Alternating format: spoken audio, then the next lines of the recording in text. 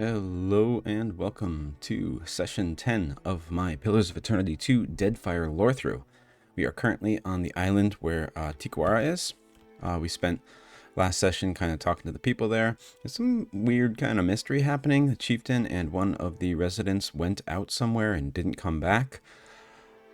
They're also talking about like the lack of food. I wonder if maybe there's some kind of cannibalism going on. Not 100% sure on what that is yet, though. To start off the session today, rather than read from the history in the guidebook, we ran into a few new enemies last time, so I wanted to read those Bestiary entries. So let's start with that. The first thing we ran into was the Lagafoth. I think they should all say the same thing. Yeah, okay. Here we see a close-up of Lagafoth. That's a Ravager. Yeah, the pictures are all the same. Okay, Lagafoth are territorial, four-armed amphibians. Though their thick skin protects them from the cold climate of the White March, their native land, they tend to favor hot springs and consequently feel right at home in the sultry waters of the Deadfire Archipelago. Lagafoth are communal wilder and with rudimentary weapons, but a natural aptitude for magic. They're especially dangerous in the mountains, where storms and snowfall may hide their presence from travelers until it's too late. They can remain under ice for extended periods of time and have been known to surprise unwary fishermen. So we ran into quite a few of these in the White March DLC, as it says that is their native land, but apparently they're also out here, and the natives of Tikawara have had some troubles with the Lagafoth. They had a cage with a few of them in. They've been attacked, and they've even eaten them, which I think it was Palagina who said she would never even consider eating a Lagafoth. So something about that must be kind of disgusting. Not exactly sure what, but maybe just the fact that they are at least somewhat humanoid. The other thing we ran into, I don't know whether they would be considered, I thought they would be considered primordial. Yeah, here we go, the Lemgans. We ran into a group of spores, and I think there was something else there too. I don't remember what, but we ran into, and they were being led by a Delemgren. Delemgren are a Pugra. So this is quite a long entry, actually, I think because there are several different types of Delemgren. So let's read these. The Delemgren are forest spirits, bound to Adra monuments or ancient, often petrified trees. They appear to have mostly elven-shaped bodies, but their skin is made of wood and their hair is long and plant-like. As their name suggests, Adragons, or Adraborn, as they are sometimes known, appear to have skin made of Adra. Delemgren glow slightly and often have tiny motes of light around them. So they are called something different depending on what they are made of. We see here their skin is made of wood, their hair and Adragons are made of Adra. So they can be like made of different material. Delemgren are entirely magical beings and as such do not use physical weapons to attack. They retain the overall shape of humanoids, but do not wear clothes and lack sexual organs. Their attractiveness is used in tandem with their magic, typically to mesmerize attackers or lure them to their deaths, very siren-like. These creatures draw their essence from their surroundings. While they have physical bodies and can be killed if those bodies are destroyed, their survival is inextricably linked to the health of their environment. They feel no natural animosity toward other beings, but they will defend their territories with surprising ferocity.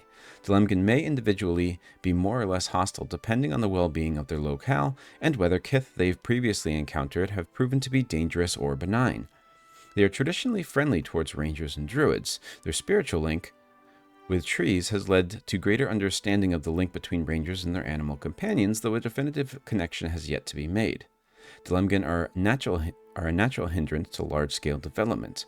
While they usually live peacefully alongside rural communities, towns and cities with an eye toward expansion may find themselves beset by hostile Delemgren.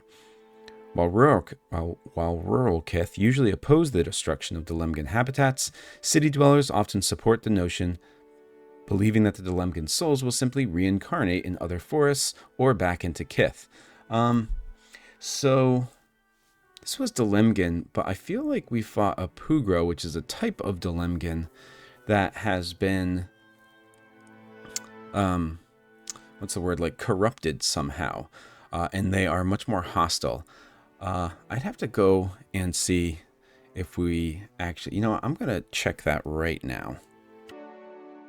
So it was not a Pugrai, it was just a Delemgan. However, it seemed like this Delemgan was luring travelers into this little grove here and feeding it to a spore, a dank spore that was close by. We could see the grimoire coming out of the spore of, it was assumedly owned by someone else who had been lured there.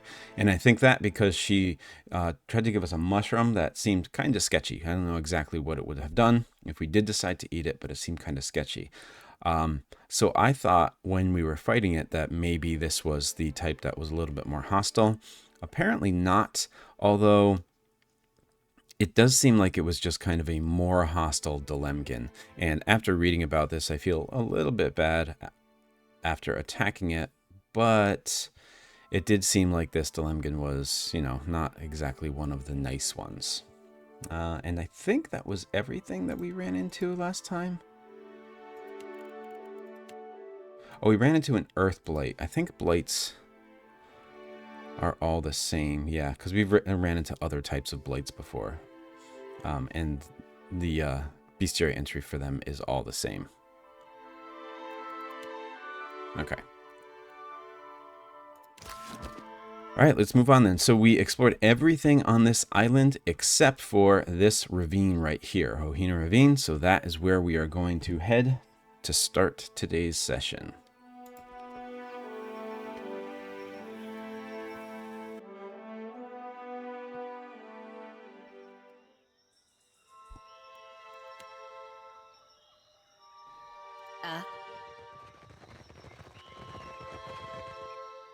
Looks like trouble. Be cautious. Be constant. Interesting. So I don't think it matters in this game to detect traps, whether I am in scouting mode or not, or stealth mode or not, like in the first game it did. But I didn't want to get caught by these guys before I disarmed the trap.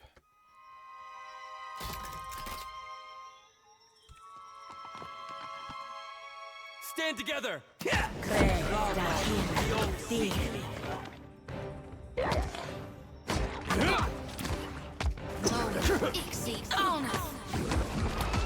the Republic!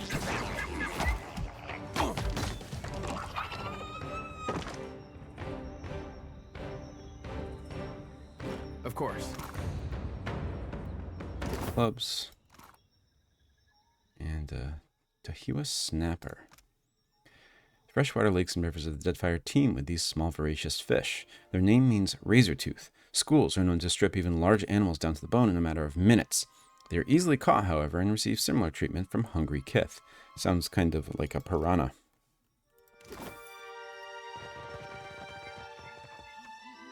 Oh, wow. This is quite the view off to the side right here. I don't know how well you can see that, but apparently we are pretty high up. This driftwood frame is strung with bones and seashells. They tinkle in the breeze. Hey.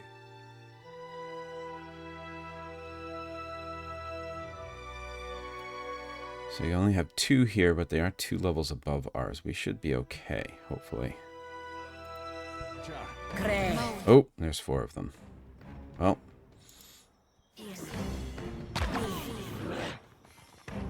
5 of them. No, I cannot do that.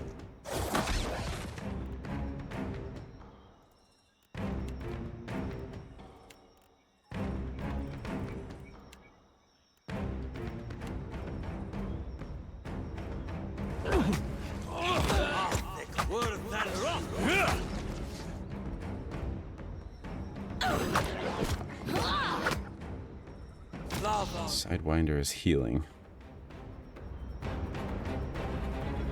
Is there some kind of a priest or something? Maybe this red friend is a priest?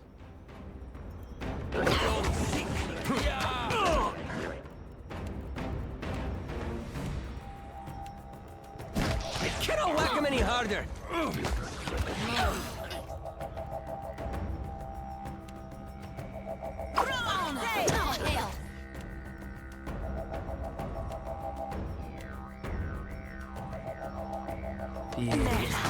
This test in mind.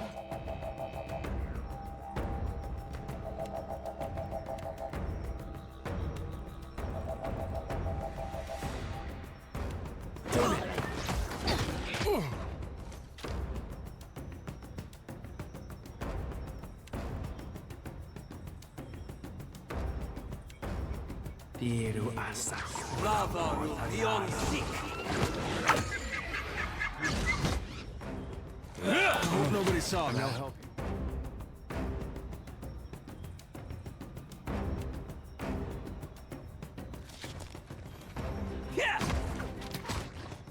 He just he's dominated by us, so yeah.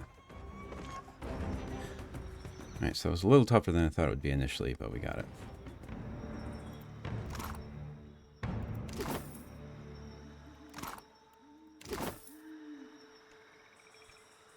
I'd be glad to. Some milk, obsidian flakes, and thief putty. Happily. Sections of the boulder have been etched with strange runes and glyphs. Many of them seem to represent local plants and wildlife.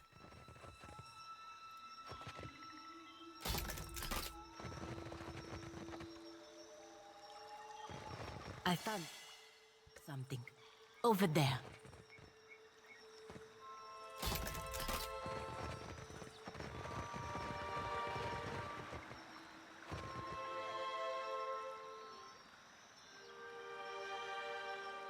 A large Lagafoth, a broodmother by her size and crest, surfaces from the pool. Around her neck hangs a knotted cord strung with shiny odds and ends. She chirrups softly. As you draw closer, she gurgles in agitation, but does not attack. She dives back down and disappears. You hear splashing and chattering coming from further up the slope. So we did hear... An invitation? Or a trap? We did hear about a broodmother at some point. Himwihi worries the Lagafoth of Tikawara pose a grave threat to the village. She wants the broodmother dead.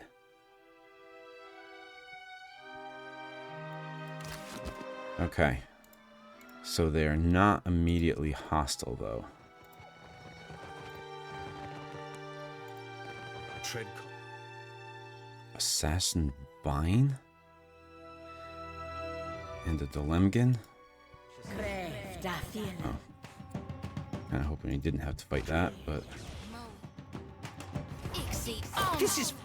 Yeah, this probably won't go well, but, you know, let's see.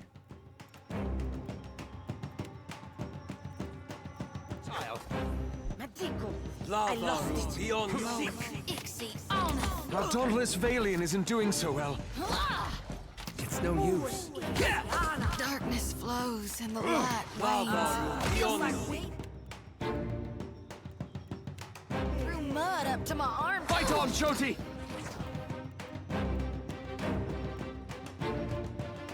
I don't know if this is gonna work. Well, maybe. This is futile!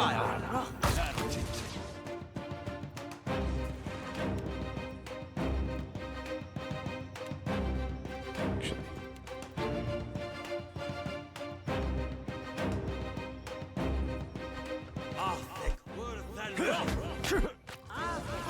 Stand together! These uns are in for a walloping!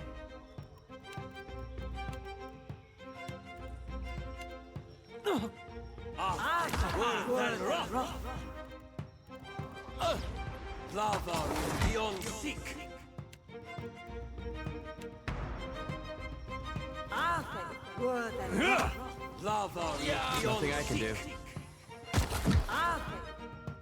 On the ground here. You won't show him the whip feather yet!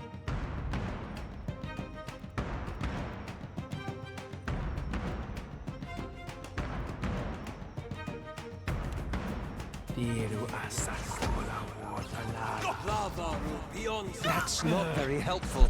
Stay with us.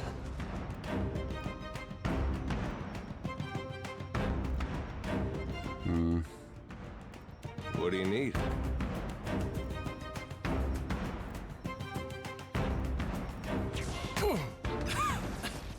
Yeah, Adair is dominated, so not looking too good here.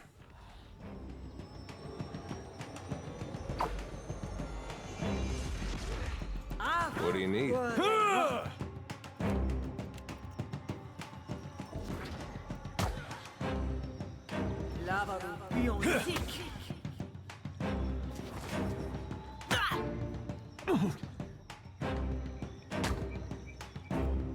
Might be able to do this. Nice.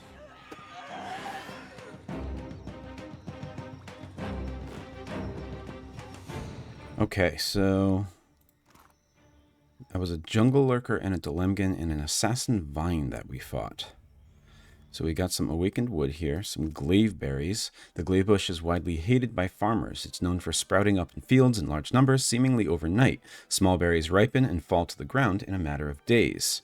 Glaive berries are highly poisonous, and as they spoil, they blight the ground, making it unsuitable for cultivation. They can be collected, however, and put to better use. And then we have an awakened root. The forked branches of this cluster of roots seem to reach longingly for the living soil. I got it. Nope. I'll leave here. Save first. Indeed.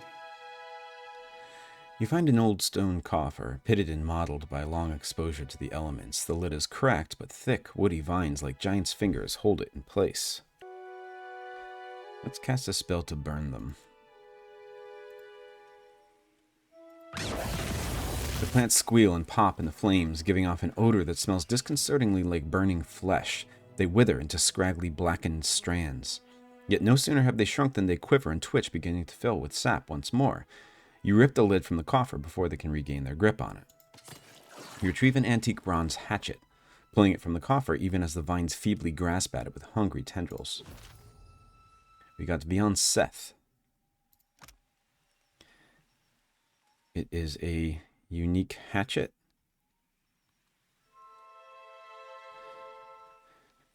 Exceptional. Okay, we might want to actually use this. The Engwithan woodcutter who carries this bronze-headed hatchet was likely a tradesman rather than a warrior, though he undoubtedly faced countless dangers in the ancient woods where he earned his living. Lurkers and forest sprites would have seen an unarmed woodcutter as easy prey. So the hatchet served both as a tool and a weapon for defense. The axe is well suited to lumbering. The runes stamped into the head are a bane to all plants. Vines and branches retreat from its presence, and a single stroke is enough to split timber. It seems like maybe they were hiding this then because this hatchet was so good at destroying wild, like trees and those kinds of things. So the forest just didn't want people to have this.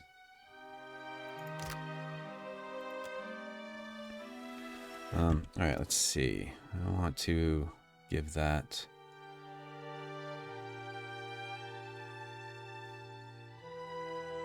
He's already got a fine weapon.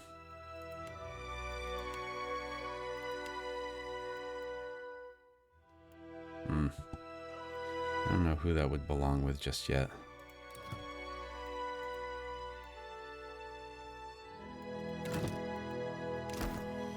I'll just have to remember that for later. And a lot of us have died, so I'm going to take a quick rest here.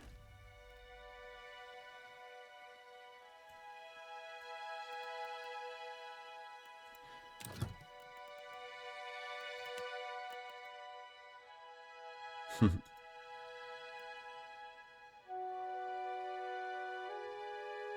we can make some food here to eat. We have glazed chops, which are roasted pork chops with a crown fruit glaze. Caramelized fruits and crackling meat. Makes for a sweet, savory dish. That sounds kind of good, actually. And then we have this one, which is two different types of... It's arak and grog. It's called Forgetful Night. Enjoyed by many a brave tavern patron, this fiery libation of disparate liquors is tasty and potent. The formidable hangover it imparts, however, has caused many a hard drinker to swear it off for good. Fried ugly. After a large catch, many Hohina fishermen will prepare anu falai, or fried ugly, for friends and family. Hagfish are battered and deep fried until golden brown and delicious. And this is just a simmering pot of Leah's catch seafood stew. It's just like a bunch of different fish in there. Not going to do that right now, though.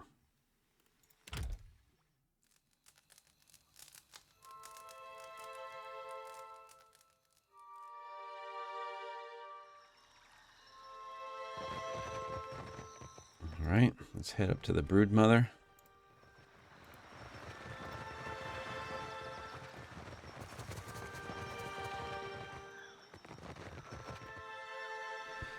Cocking her head, the Broodmother watches you and lets out an inquisitive chirrup. Let's chirrup at her. The Broodmother stops gurgling and takes a tentative step closer, craning her neck with interest. Other Lagafoth peer and chirrup at you. Adair attempts a chirrup of his own that sounds perhaps more like two krakens aggressively mating. The Lagafoth stare at him and hiss until he stops. Adair clears his throat, as though that was what he'd been doing all along. A young Lagafoth pokes its head out from behind one of the adults and burbles happily. The adult ushers it back with a firm claw. It looks smaller than the hatchlings in the cage, but not by much. Oh, Anna. Huana, Lagafoth Broodmother.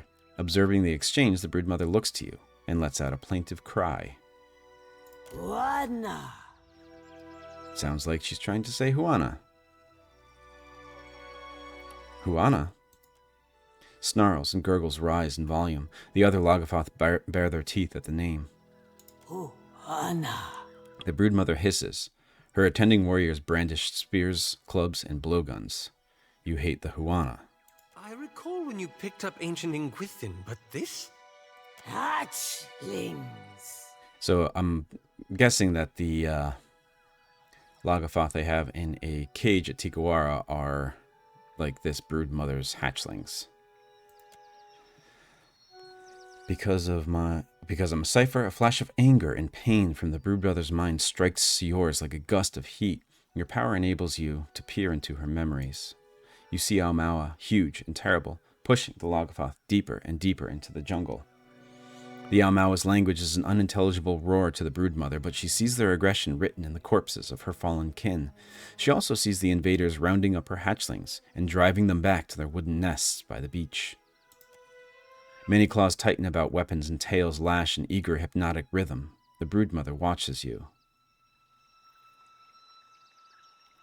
The Huana captured your young?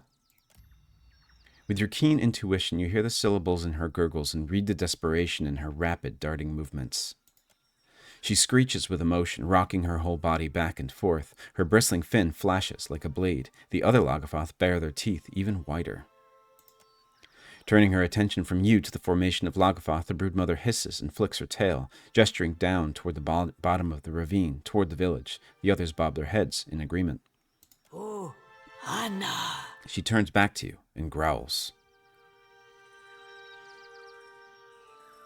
I can rescue your hatchlings, but your clan must stay away from the village. The Broodmother chitters and blinks at you, tilting her head this way and that. At last, she raises her head and trills to the treetops. One by one, the other Lagafoth lower their weapons and snap their jaws shut. Please. She turns her fish... Lings. Sorry about that. She turns her fish eyes on you. Oh, we gotta do it. Alright, so... Sounds like they just promised to leave the village alone if we bring the hatchlings back. I don't know if Tikawara is going to be happy about that, but let's see. Happily. Okay, so this is stealing from them. I don't want to piss them off.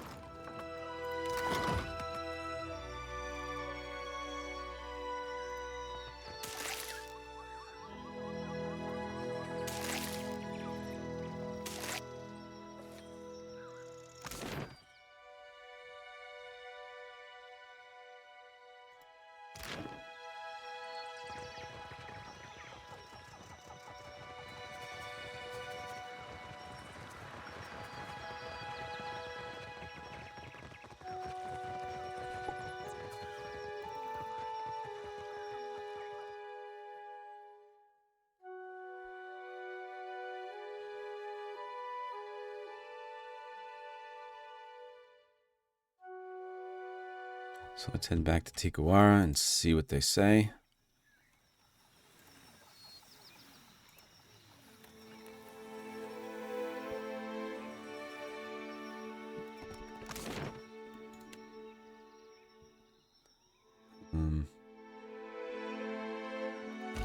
I don't know if we should speak to the chieftain or just go to the beach. So just going to guess the beach to start, and then if not, then we'll go to the chieftain.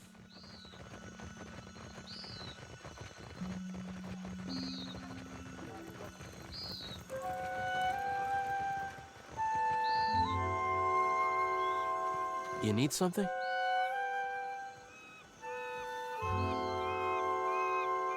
All right, so this guy, we can actually speak with him about two different things.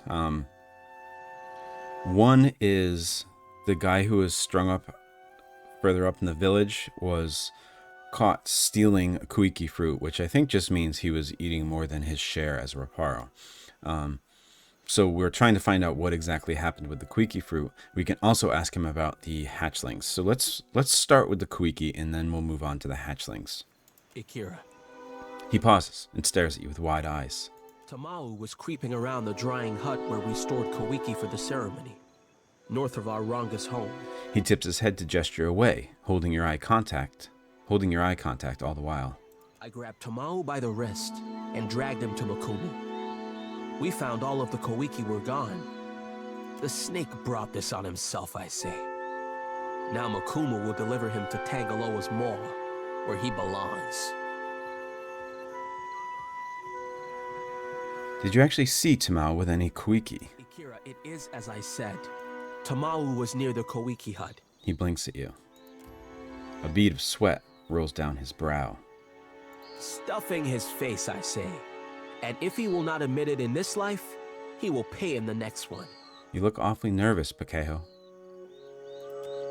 He opens his mouth to retort, but closes it and hangs his head. It is said the gods piss on the souls of liars before sending them back to Aora as krill. Tamau stole no Koiki. That was easy. Kahopa must have made Tamau from sand lice, because he gives nothing to the tribe, only takes.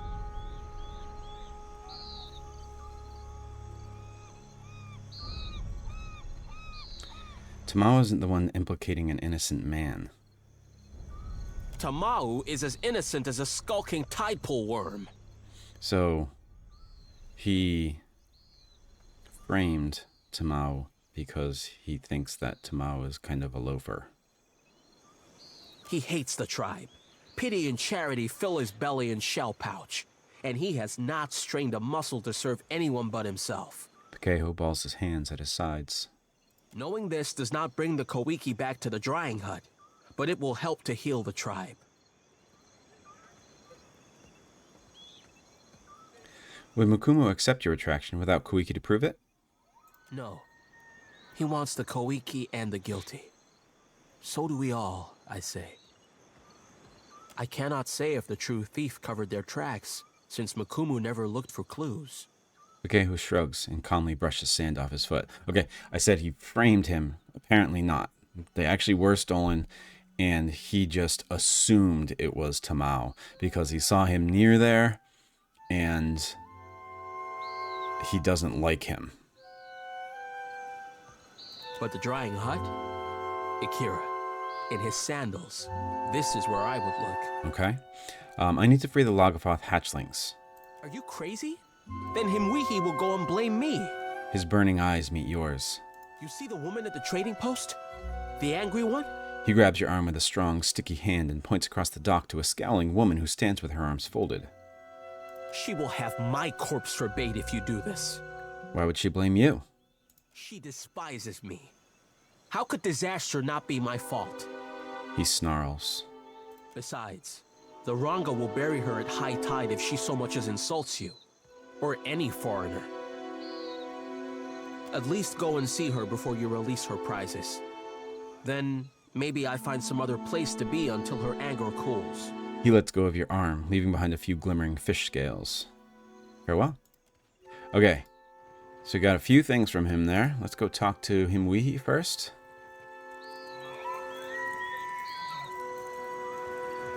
For what do you linger here? The village is much too quiet. Her restless hands fidget with her weapon while her slitted eyes scan the horizon. We need to release the Lagafoth hatchlings. She throws back her head and laughs. But you do not laugh. Then you do not joke. For what would I do this foolish thing? She wipes a tear of merriment from the corner of her eye. So this is my diplomacy and insight that allows me to say they have clans and families. What would you do if someone caged your children? A look of pain and surprise twinges across her face. It reveals an old but raw wound to your shrewd gaze. In her mind, you glimpse an image of a demolished village on the cliffs, a broken spear of Nhimwehi's hands, and slaver ships disappearing over the horizon. So apparently her family was stolen by slavers, and that's because I'm a cipher. I can see her mind. Then I never forgive them. We must destroy the broodmother now, before she is bolder. She brushes another speck of moisture from her eye.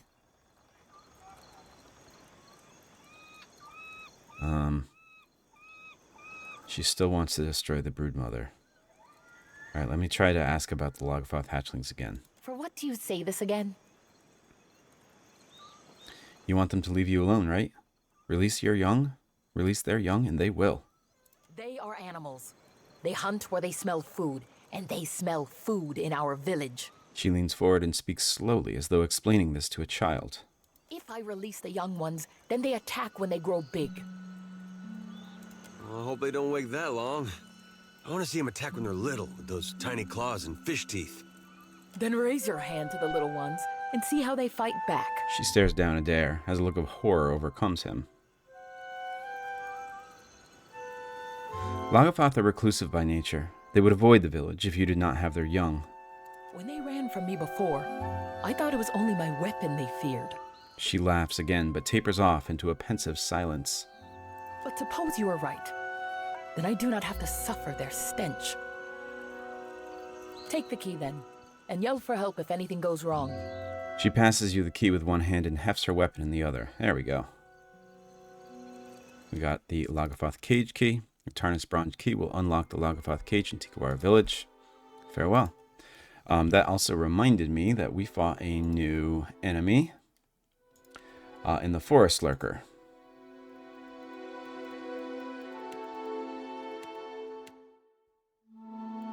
Oh, and the Assassin Vine. So this is the Assassin Vine. Though they may appear indistinguishable from a normal vine, Assassin Vines are anything but. They're primordial creatures, beasts that have existed in Eora for as long as Kith, or longer, and are very strange indeed. In fact, a collection of plant vines subsisting in a tightly interwoven colony, assassin vines demonstrate both an unusual and alarming degree of sentience. For example, they have been known to lie in wait for their prey in the shadows of low-lying plants. When their target passes by, the assassin vine whips out from its hiding place, knocks its prey to the ground, constricts them, and drags them back to its lair for an agonizingly slow death by crushing and the application of certain liquefying enzymes. Assassin vines are not only formidable hunters, they are challenging opponents in combat too.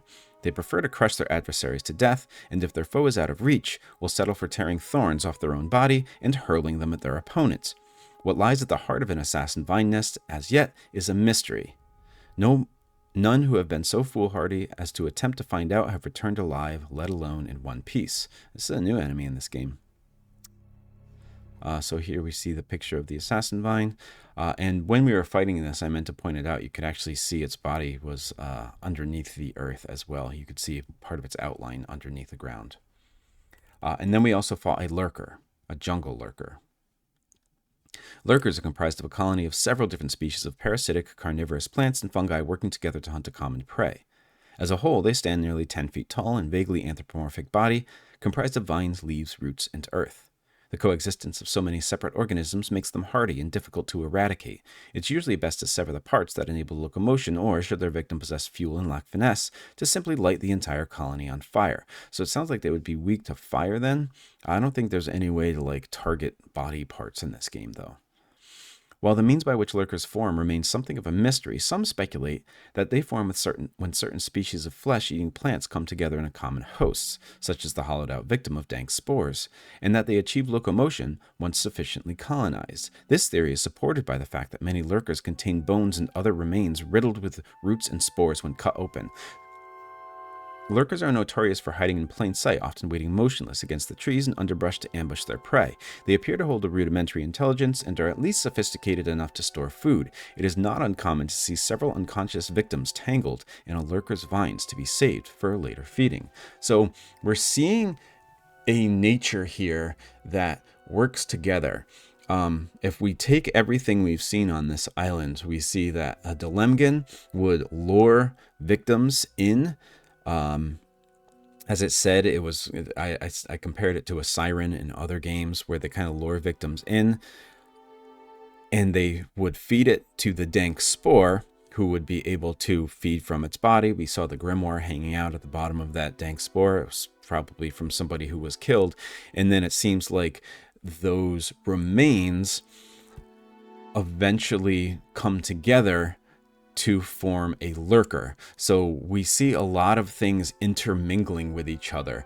Super interesting here. I don't remember being able to piece this together from the first game.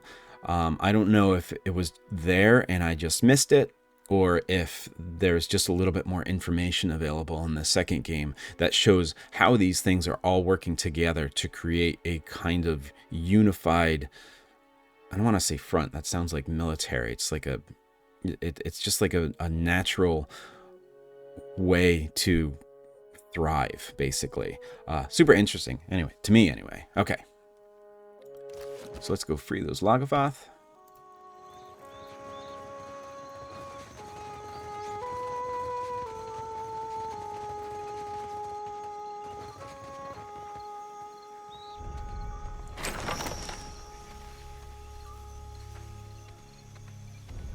Look out! They escape!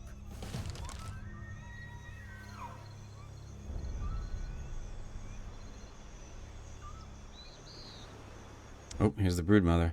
Leaping from the water, the broodmother eagerly chirrups and beckons toward her hatchlings. They rally around her with unbridled joy.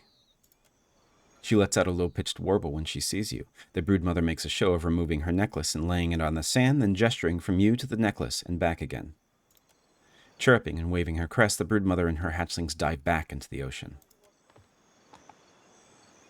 I hope the Lagufath do not come back. That turned out well. Of course. Baubles of the Fin. A unique necklace. This necklace is an eclectic collection of detritus, trinkets, and oddments that caught the eye of its broodmother owner. These glittering prizes act as a banner and beacon to lesser Lagavoth, inspiring them to unlikely bravery. Though there is likely no magic in this humble device, it does seem to resonate with the broodmother's avarice and dominance. So it gives me +1 constitution and intellect, and grants cruelty and curios, which is aura range self +3% damage. The collection of trinkets, witnesses of countless acts of mischief and malice, radiate their cruel temperament in an aura that boosts outgoing damage of all allies within range. Ah, okay. Does Bjarja have a necklace? Yes, he does. Give this one to Shodi. Oh, she's already got one too.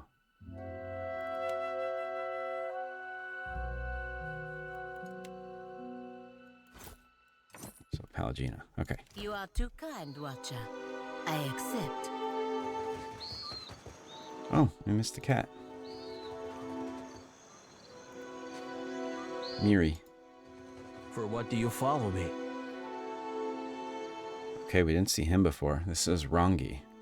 Why do I know that name? They mentioned him earlier. I don't remember why. Rongi keeps his hand at his sides, breathing heavily all the while. You seem awfully nervous. Something the matter? Can a weaver not soak his feet in the cool sand? Our village has troubles, Akira. I go here to set mine afloat on Ngati's back. He nods to indicate the peaceful lapping of waves. Come on. I can tell you're up to something. If you will not leave me alone, then I go. He raises his brows and studies you. All this noisy tarrying exposes us to hungry Lavufath. He begins the trek back to the village, glancing over his shoulder. No, he doesn't. He's still right there.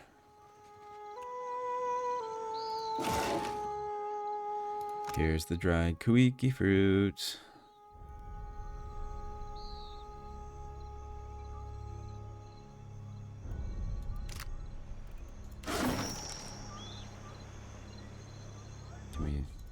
I see your feet will not let you stay in one place.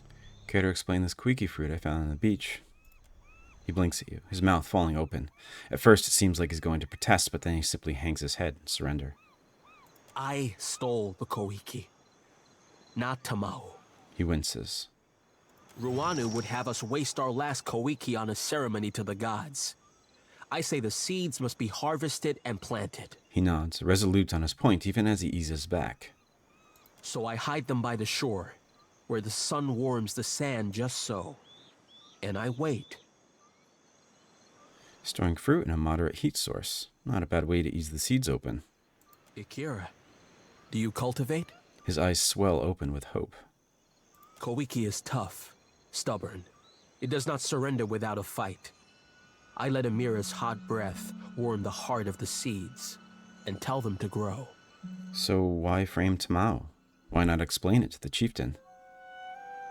Ruanu would not understand. A Kuaru like me is no farmer. It is not my place to decide what is harvested. But if I can spring life from the Koiki seeds, then we have a chance to feed the tribe on a new crop. At least, what tribe still lives by the time the fruit grows? He glances away and sighs. Tamao is an innocent man after all. What say? He has stolen, insulted us, even hurled insults at the gods. Rangi spits and wipes his mouth with the back of his hand. He is no innocent, I say. If birthing a new crop of Koiki means his sacrifice, even Ngati would forgive this. So it's just a question of what I tell Makumu. Ikira, but say nothing. Rangi takes a step closer, his eyes widening. If Ruana takes back the Koiki, we will grow nothing else in time to sustain the tribe. He bows his head, speaking to the ground between his feet. I'll consider it. I beg of you, for the good of the tribe, let Tumau meet the gods that the rest of us might eat again. I don't like that. I mean, I get why he did that, and I think that he had a good idea. I don't like that Tumau is being punished for something he didn't do, though. Even though it seems like he's not very well liked, I think being a part of the Raparu cast would probably make somebody be a little bit more hardened and possibly do things that seem unsavory to others who have more. Plus, this village is hard up even in the upper castes. It seems the Lagofath no longer bother us. I can save my strength for a worthy fight. She nods cautiously.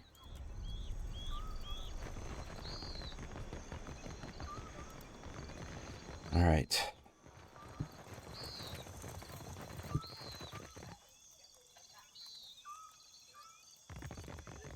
Let's go to the chieftain's hut.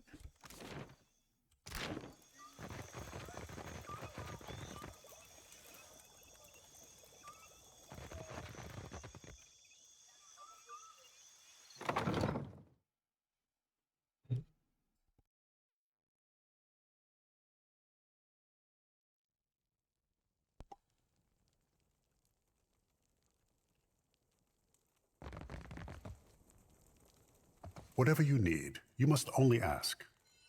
Can't even say anything about the Koiki fruit. The Valians left many crates with the dwarf. He hoards them by the beach. Annoyance flickers across his face, but it's gone as quickly as a ripple in the water. But we never refuse a guest. If you need sleep, Himuihi will show you all the villages contending for the honor of your visit. And if you need strong Mataru warriors to fight at your side, then Himuihi can help you with this also. She guards the trading post. All right.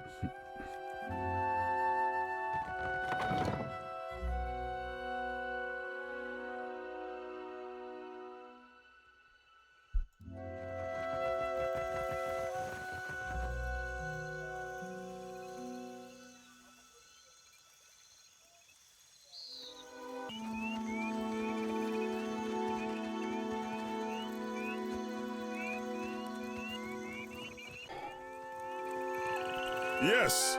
Hello. Whatever you need, I can help. Keho was lying. Tamao didn't steal the Quiki. What say? The Kehu speak through a false blowhole? Mukumu narrows his eyes. Prove it. Show me the real traitor.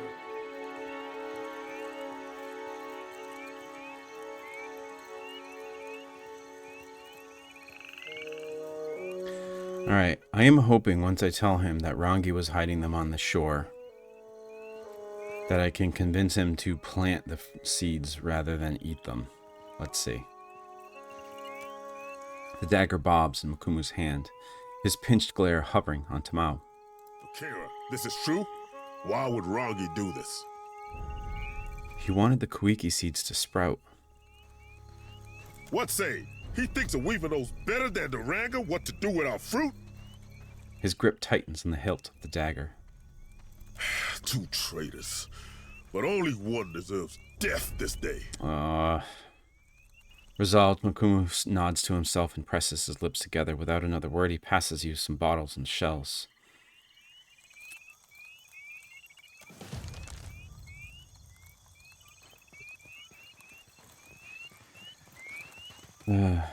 Idiots.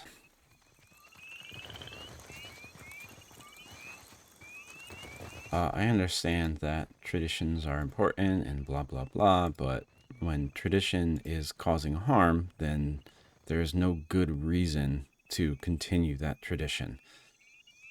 Just the fact that it's tradition is never just a good enough reason to keep doing it. So why wouldn't he plant these seeds? Tamao stretches to crack his spine and favors you with a tired, disinterested glance. I hope you do not come for thanks. My gratitude pouch is as empty as my belly.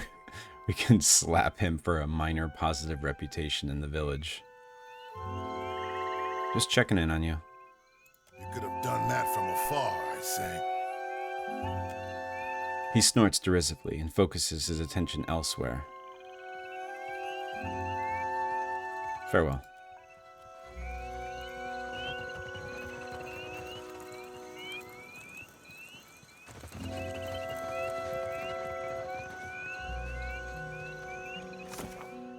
So is that everything in little Tikawara here? It's a bounty. Nope.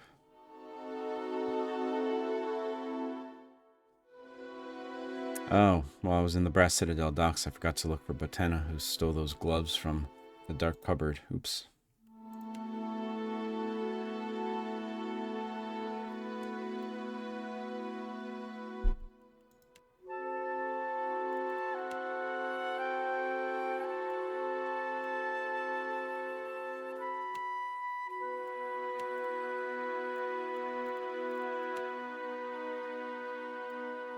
So where?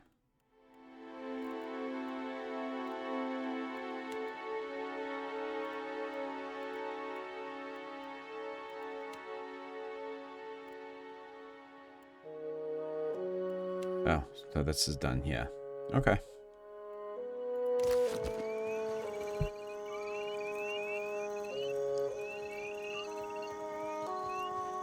I think we're good here. Maybe let's see what the leaders have to say about the things that we've done.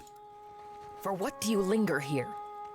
The village is much too quiet. Her restless hands fidget with her weapon while her slitted eyes scan the horizon, suggesting that the Lagafoth haven't attacked and the thing seems safe, but she doesn't trust that safety.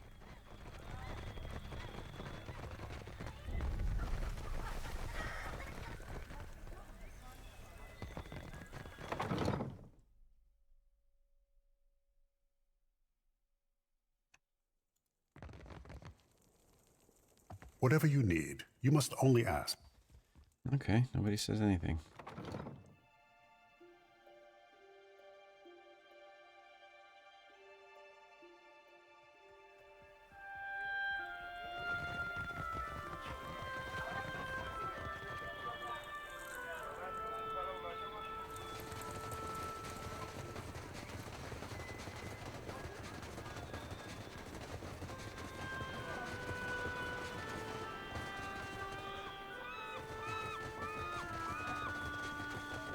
want to see if we can find Rangi anywhere.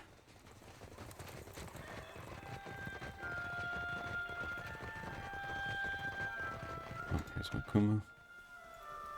Justice is most terrible when its blade falls on a friend, I say. Rangi. Makumu inhales sharply and trails off, his expression stony.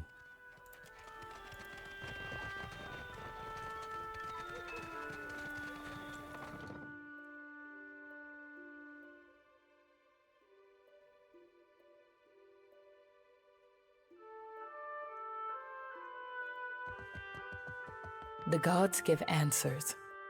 It is only my duty to listen. Oh, well. So maybe I was way off on that cannibalism thing.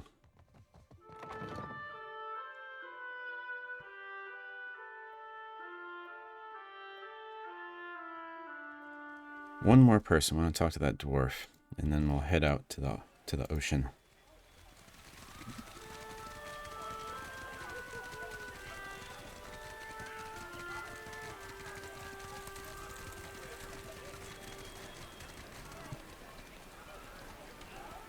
No sign of my shipmates on the horizon. He sighs and billows the front of his shirt. The wet fabric slaps against his chest with a plopping sound. And that's it. Okay.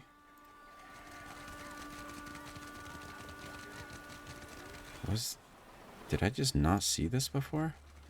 I wonder if that's Rangi floating in the waves there. So the hatching scampered off then. He scratches the back of his head and shrugs. I hope they recall this as nothing but a bad dream, Ikira.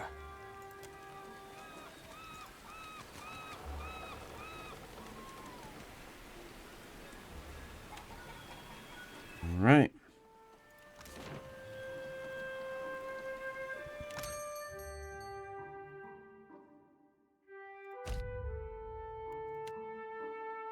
So that's morale.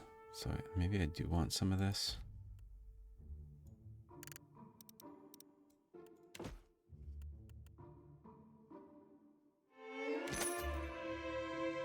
Oh, let's sell some stuff too.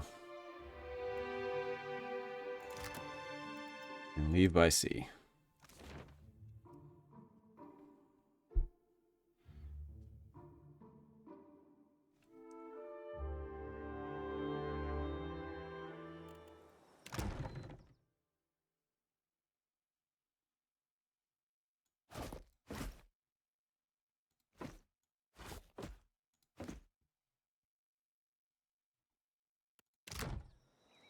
Did they mark Poko? Yes, they did. All right, so let's head over there.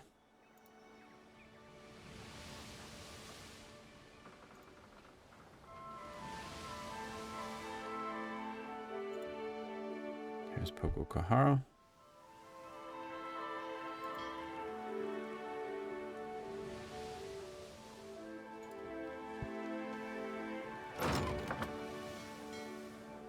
See the storm cloud there.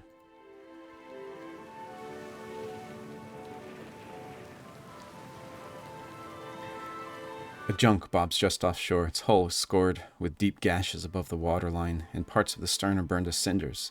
There may still be something worth salvaging in the hold. Sift through the wreckage.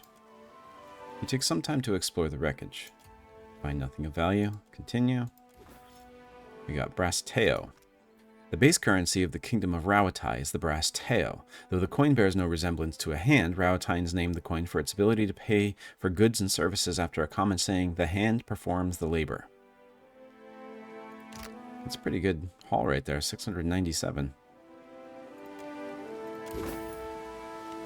We got a Royal Deadfire Company colors flag.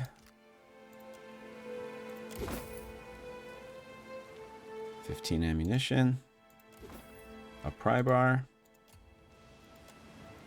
And that's it.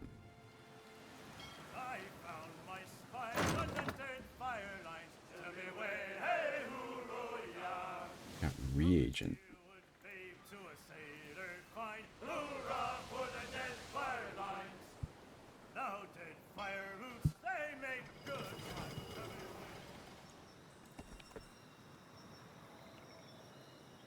So, this place here, a few people have come. I think it was the Royal Deadfire Company and the Valiant Trading Company wanted us to come here. One, Atsura wanted us to impede the Valiant's progress at Poko Kohara. They wanted me to find a way to render the luminous Adra unusable. And oh, that's it. I thought so. Maybe I was just thinking because the Valiant Trading Company was there, they wanted us to do something too. But we have an opportunity here to either get on the side of the Royal Deadfire Company or Valia, probably. But I don't know. Cutting down that luminous Adra does not seem like something that we should do.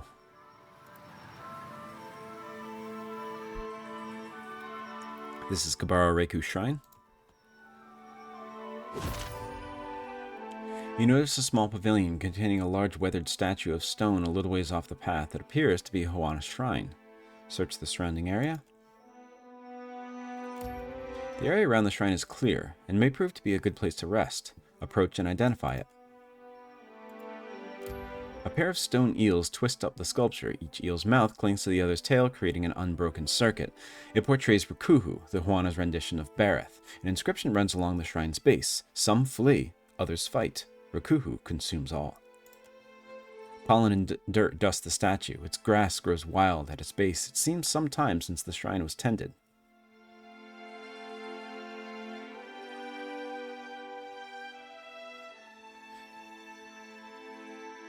So this is because I'm a cipher. Meditate on your travails and rest. Seated at the shrine, you study your breathing and allow your muscles to loosen. You organize your thoughts, setting them in order. When you stand, everything seems less perilous and more attainable. Finished, you return to your travels.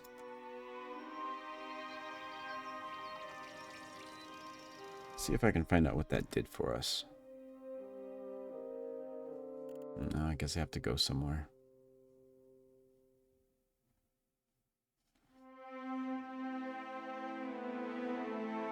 Maybe it's this deep faith or inspiring triumph.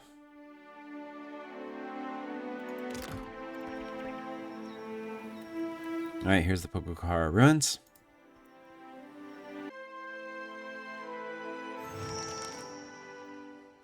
Search the ruins of Poko Kohara. So maybe it's nature's resolve. Plus 10 accuracy and plus 2 resolve. That looks like what it is. Good gone. Gert's gonna get everywhere.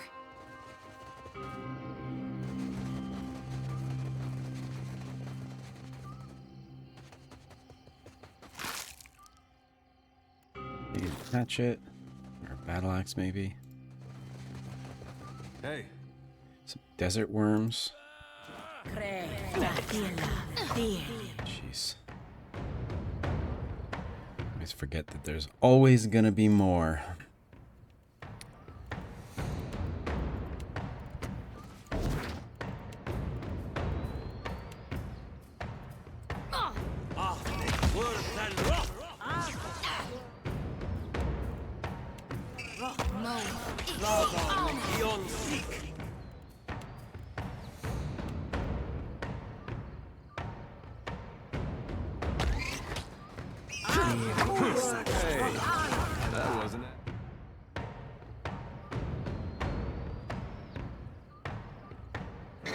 So help me God, I'll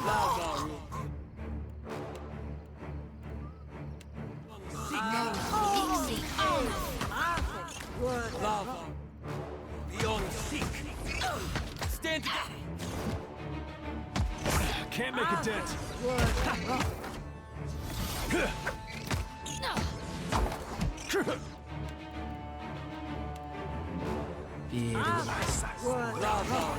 Oasis Delemgan.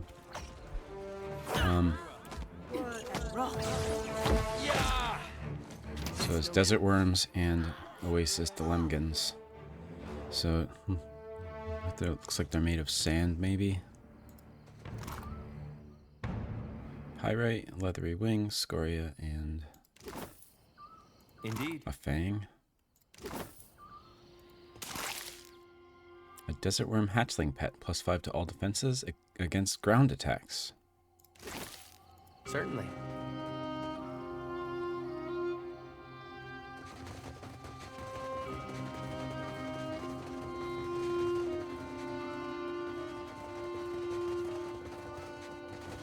could be true.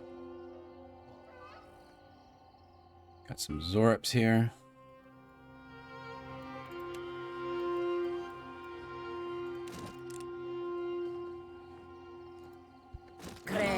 This is futile. Oh, she got paralyzed on her way to do that. Damn it.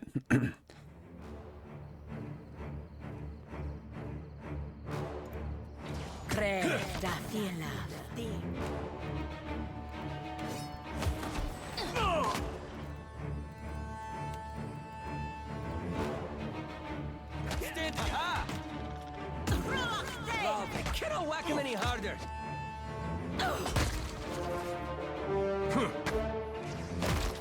Percam Blanca. Mo. Canos. Pemetkong Swelias. It is no use. I cannot get through.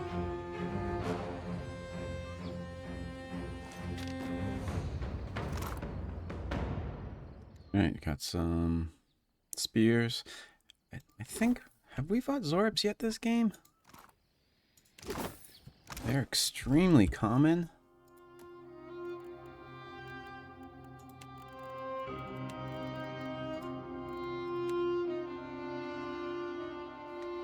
I don't remember. You know what? I'll just read them just in case. We're probably going to run into a lot of these, and I know that we are going to probably run into a lot of them in Avowed as well.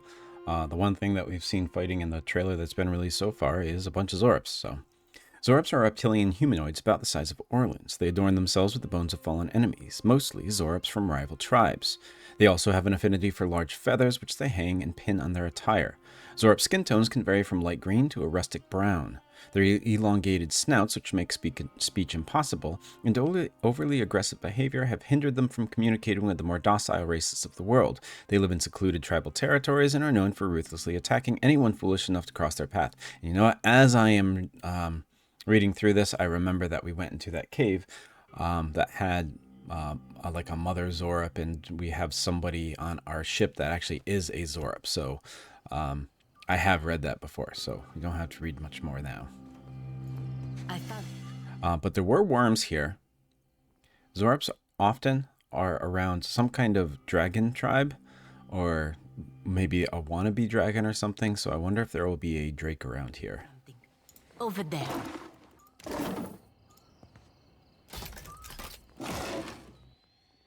We got a Thundercrack pistol. I'll give that to Pallegina.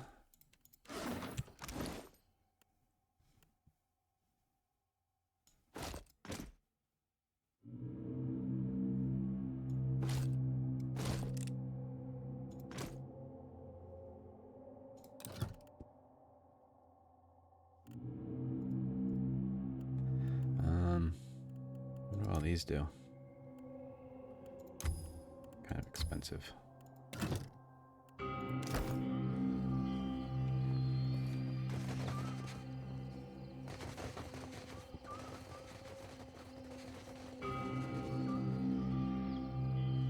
At some point, I won't have to worry so much about money, but early in the game like this, I do.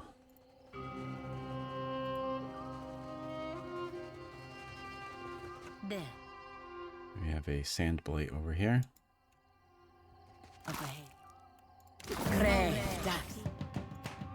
Nothing I can do. There is a walloping.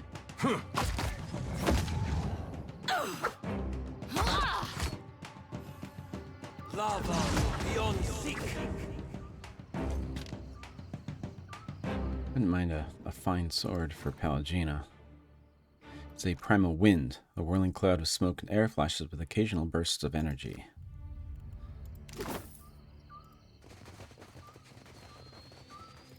Look, there is something over there. Got an emerald and a balloon.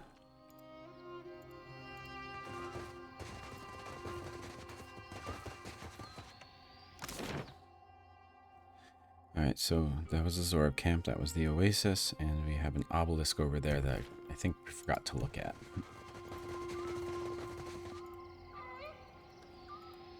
So it looks like we should be... Oh.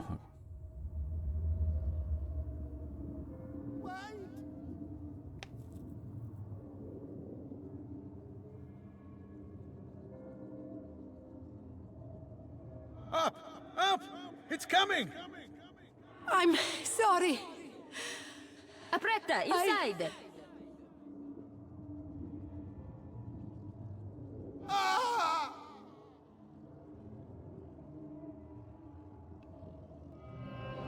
So it looks like Aethys stepped on this guy in the sand here. I was going to say it looks like we can climb up this, but there's just some stairs here, which is why we couldn't climb up the rest of it.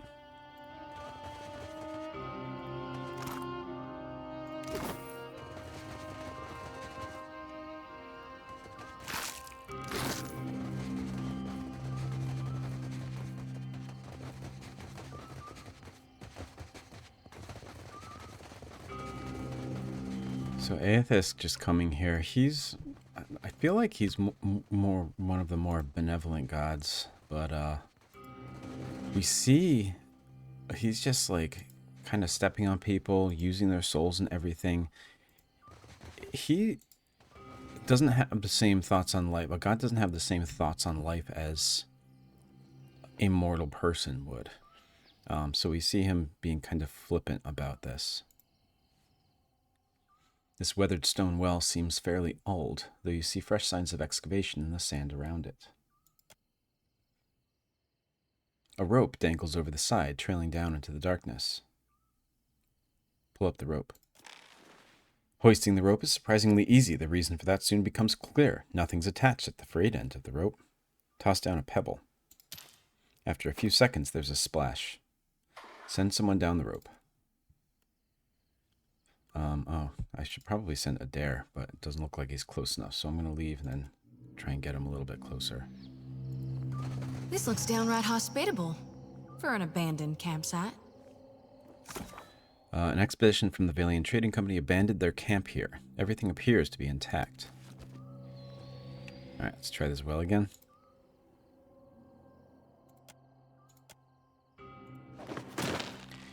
You take a firm grip on the rope and make your way down. Not long before the dark surface of the water becomes visible below, the end of the rope dangles just above the water. Adair spots a patch of burlap against the muck and stone. An old sack appears to have been lost or hidden in a crack in the wall. Unfortunately, the sack is out of arm's reach and the material looks worn thin. It might be possible to swing over and grab the sack, but any blunder is likely to snag it on the stone. Swing toward the sack. Success! Adair kicks back and forth. The smooth, deft motion brings Adair closer and closer to the wall until the sack is finally in reach. Grab the sack. As the sack comes free, it snags in the stone and rips open, glittering gems spilling from the tear as the rope swings on its smooth, steady arc. The quick grab could save falling gems, but the sack still feels heavy with treasure. I don't know if he's very dexterous. Let's try to save the falling gems. Yeah. Falling gems bounce and slip from Adair's fingers in the murky water. Fortunately, some gems remain within the sack. Got 3 aquamarine and an emerald. Adair climbs back up the rope into the cool desert night.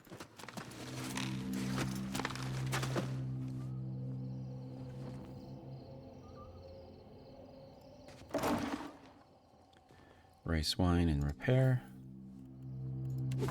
Guess we're stocked up on repair supplies. A pickaxe. The tent is empty but for a stack of excavation tools, shovels, spades, and brushes half buried in the sand. The sparsely furnished tent stinks of spoiled rations. You find a rolled up map inside the satchel. It shows a course plotted from Tikawara, an island to the west. I found a map of the camp with directions to Tikawara. We've already been there. We should not have left Vector with those Hohina.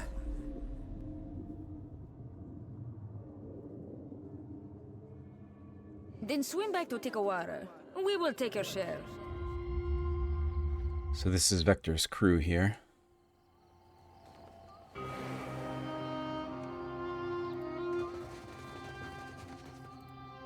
You find a rolled up map inside the satchel. It shows a course plotted from Tikawara. Oh, I already read that.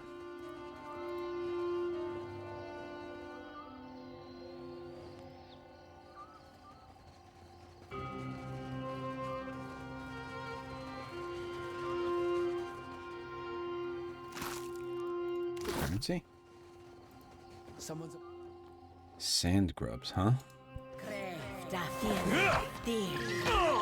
Lava. Beyond seek. Mo, on the Republic.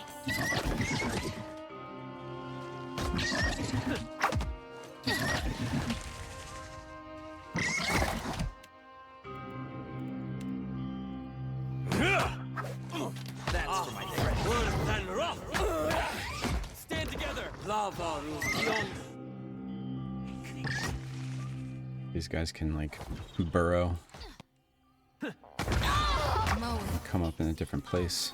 Not too difficult, though. Lava beyond seek. Look like worms. I think those are new enemies. Let's read them. Some larva. Larva and an emerald. Okay. I guess those are beasts. Yep. Typically observed in arid climes, sand grubs are well adapted to the harshest of environments. Their thick, rock-hard carapaces provide protection, and specialized tissues between their scales collect and store humidity, limiting water loss. Though adapted to survive long periods without water, sand grubs will frequently build their nests in close proximity to streams, ponds, and oases where the prey is plentiful. Sandworms are ambush hunters, prepared to wait extended periods of time beneath the sands for a hapless meal to wander by. Their diet is limited only by their size. Given a robust supply of prey, sandworms can grow to be truly formidable. I wonder if we'll run into an enormous sandworm at some point then. Gladly.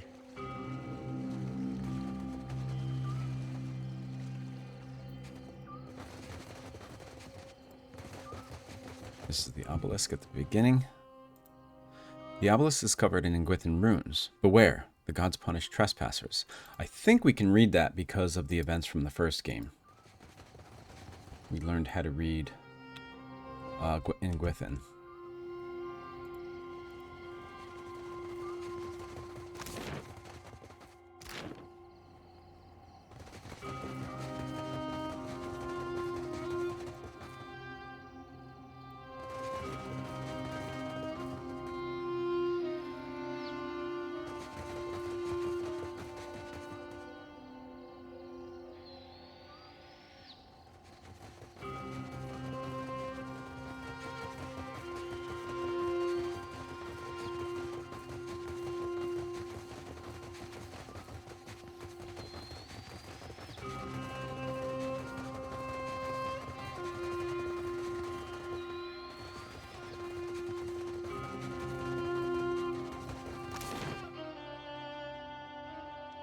Alright.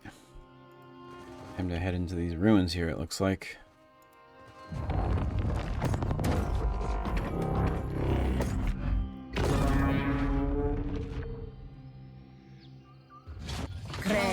Oh, okay. An Engwithan Titan.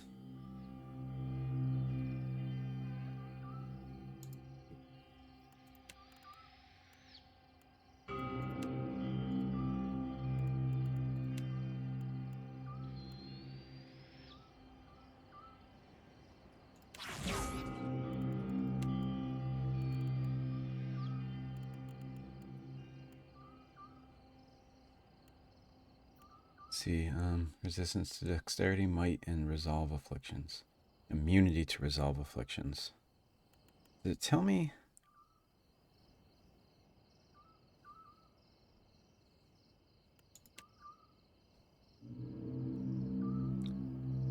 That's versus, okay, so it gives me that, it's kind of hard to see, but it says accuracy 61 versus, and then it has the symbol.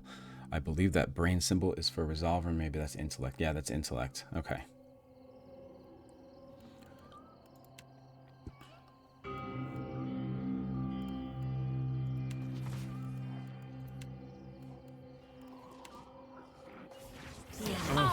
No help here. I lost it. Take that.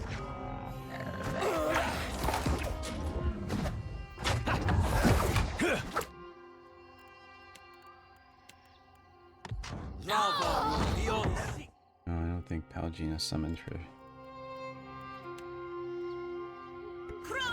This thing isn't doing the job.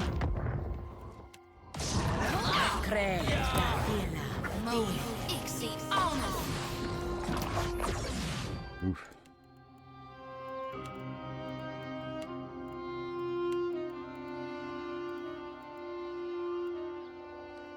Oh, these are paladin abilities. Marks an enemy. Yeah, definitely gonna do that. Need something stronger.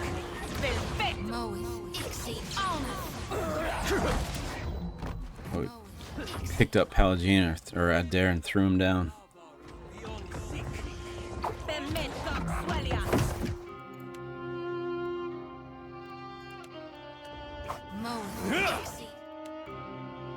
So let's see. Yeah. It has resistance to might afflictions. It's intellect. Is that?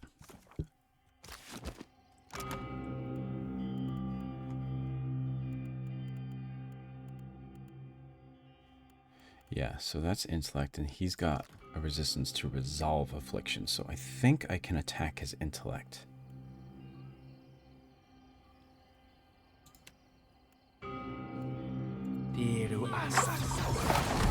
Oh yeah, he's weakened. Nice. I need some help.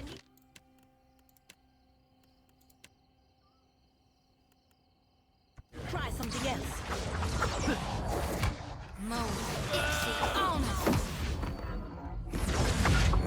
Get fresh. That dog won't hunt.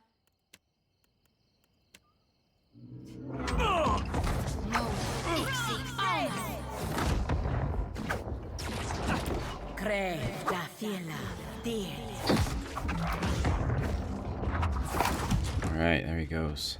That was cool.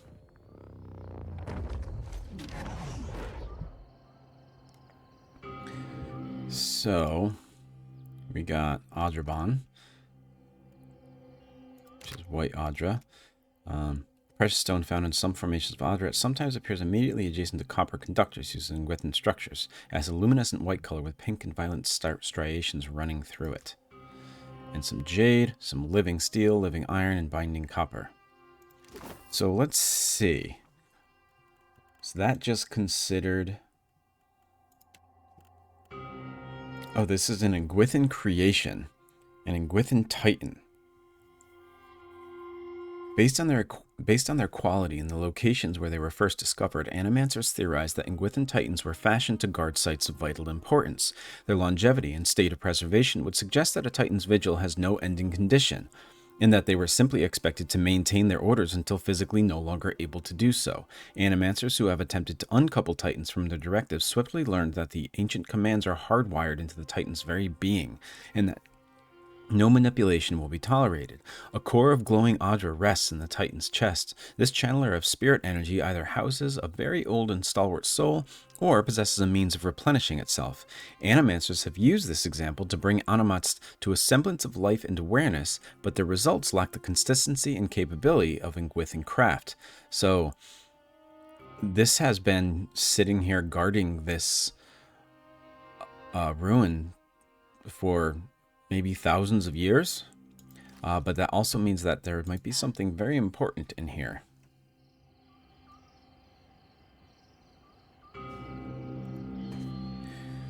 The patina over this entrance tells of age and long exposure. In spite of its degradation, the copper door is heavy and densely forged as a vault. Gravity holds the slab firmly against the stone. Insert the copper Mazuma shell key. After you dust away some of the sand blocking the holes, the Mazuma shell fits perfectly. I think we got that from, what's that woman's name?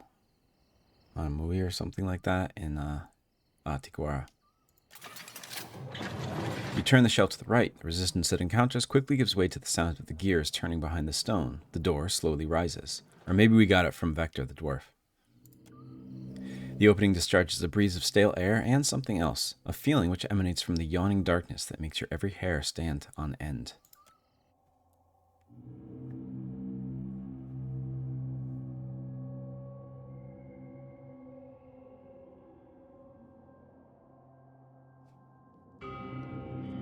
Alright, so we are in the Engwithan Waystation level 1. We're at Storms of Poko Kohara. Difficulty says it's okay.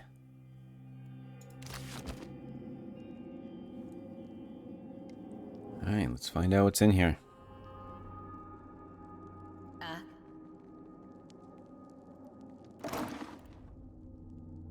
Blessed Incense, Potion of Elemental Defense, and White Yennefer. I think I've read White Yennefer before. Yeah. A thin layer of sand and dust has settled upon these crates. Some lockpicks and hammer and chisel. It'd be nice if those Valians went ahead and disarmed all the traps for us. Let's see, Adair. Striding alongside the Engwithan figures depicted in this mural, you notice what appear to be Hohina. Huh. That looks dwarfish there, so these must be the Engwithans in the front, and then Hohina after them. Suggesting a relationship between the Engwithans and the Hohina. Someone's... Scarab beetles. A luminous revenant? Okay.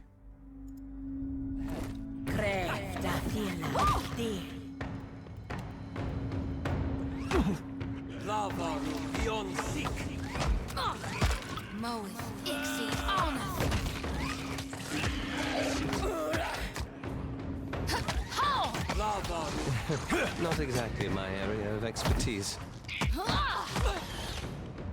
Hey, that wasn't half bad.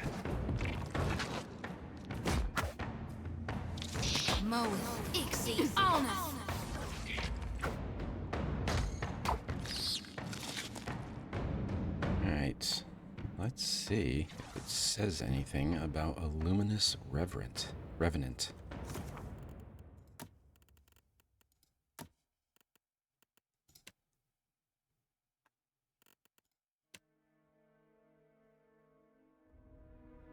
So it's just the same thing as we got for Revenants before. Revenants are undead that have devolved beyond even the relative intelligence of a ghoul. Revenants retain their instinctive hunger, but they don't have the will or intelligence to reliably satisfy it. They're drawn to any environment where dead or dying bodies can be found. So Revenants are the second to last step along the vessel pathway, right before you turn into skeletons, which these are basically skeletons. They just have pieces of flesh hanging off that skeleton. But there's nothing about the luminous, so I wonder if we find out what that means. We'll continue exploring Poko Kohara, but if there's no, like, if there's nothing here that suggests how these luminous revenants came to be, what they actually are, then I'll have to ponder that and come up with my own theory. Okay. The outer wall of this room seems to have buckled inward under a tide of sand and rubble. Cooler air wafts up from the fissure in the floor.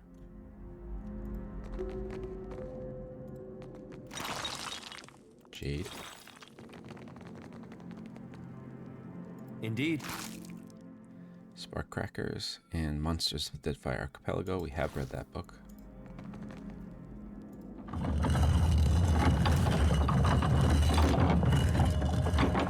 Piece of Audra coming up out of the floor in this room.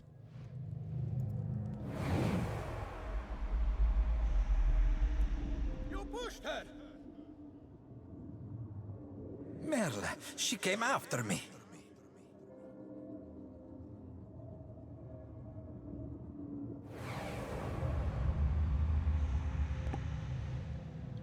So I wonder if those were the Valiant explorers. Of course. Look there. So that was weird. I just clicked on the ground to walk there, but it gave me the... Yeah, so you can actually tell the game to disarm a trap that you haven't yet found. See, there's all these traps up here, and it's giving me the icon for disarming the trap. Happily. And no, Adair, the Looks like a warning. aliens did not disarm all the traps. That, I suppose, is up to me. Orland's Cradle, a mushroom. I wonder if this is what Aloth was talking about, the warning. This guy, dead thing, hunched over this chair here.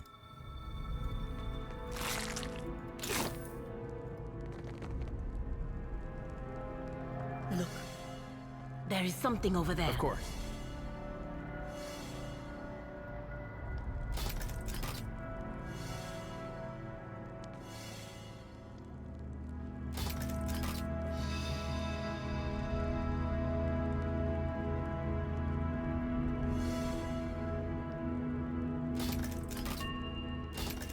Indeed.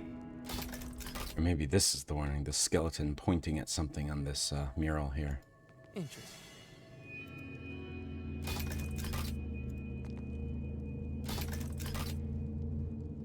So you don't get experience this time for disarming traps. First game you did. The mural depicts Hohina and Engwithan figures gathered before a blue flame. Blue flame. Okay.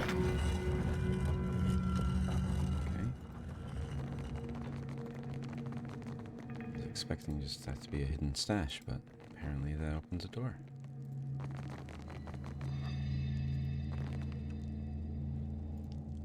This crocodilian idol is unfamiliar to you. Hohina carvings along the offering bowl suggest it was once revered. Crocodile idol.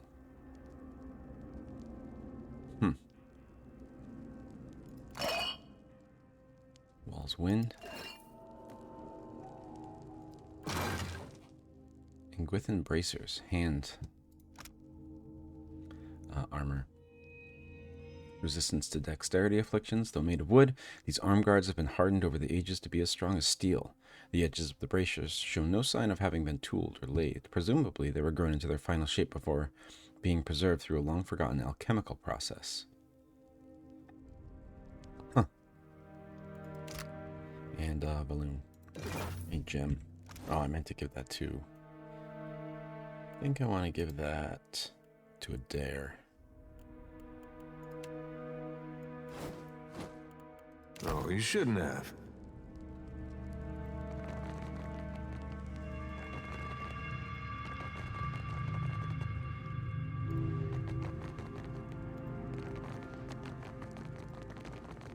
There. Scarab beetle. Sure that's not it. Real quiet Up now. ahead. Careful. Look. 2 scarab beetles. Skeletal sorcerer and a scarab beetle. Careful.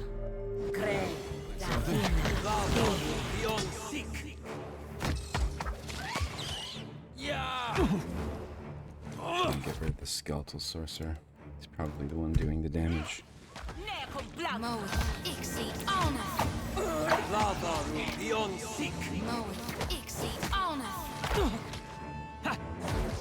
Nothing I can do. Stand together. Ah, there we go. Coupled up. That must have hurt.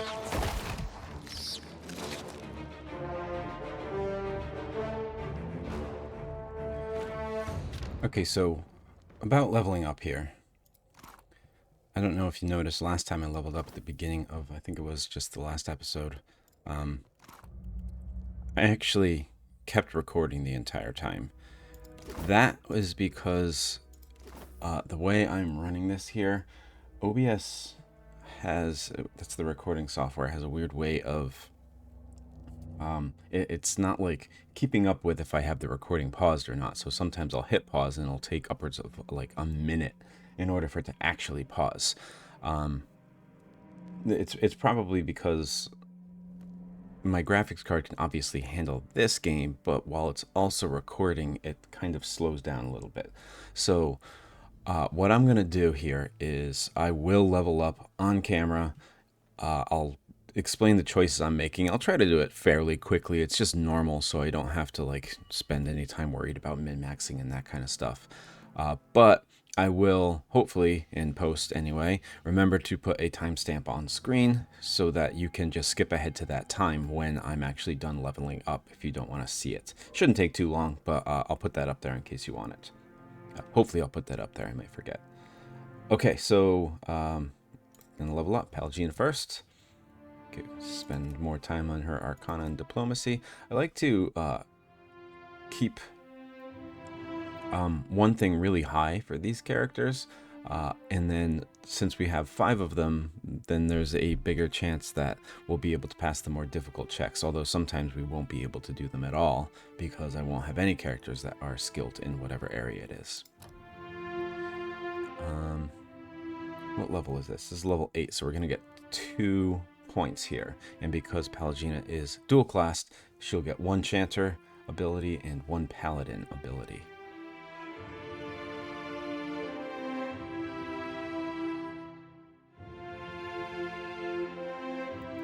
See, I think these are, yeah, these are the chants over on the right hand side, and these are the things you can do once you chant it.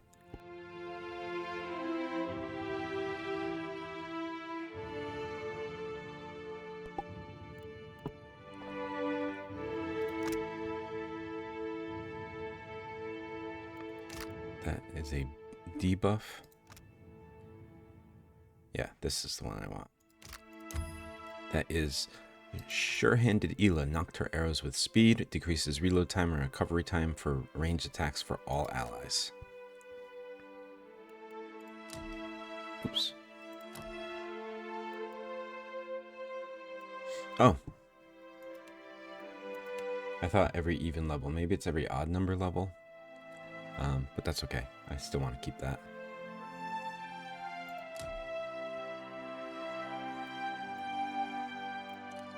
I feel like I had an idea of what I wanted her to be proficient in.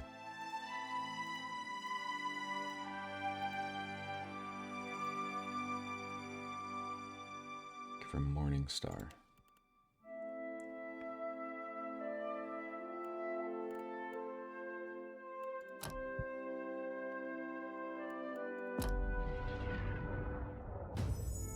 And there.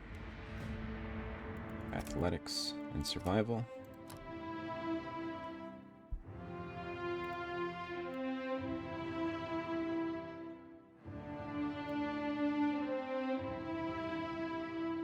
Oh, I want to give him this charge here. Fighter dashes across the battlefield in a flash, stunning anyone caught in their path. And he doesn't have a proficiency in any ranged weapons, so I think I want to give him a warbow proficiency.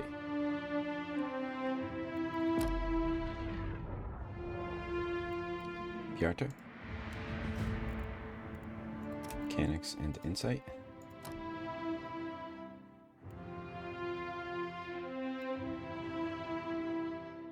Yeah, I'm going to give him Greater Focus. The cipher has increased maximum and starting focus. And let's give him a pistol proficiency.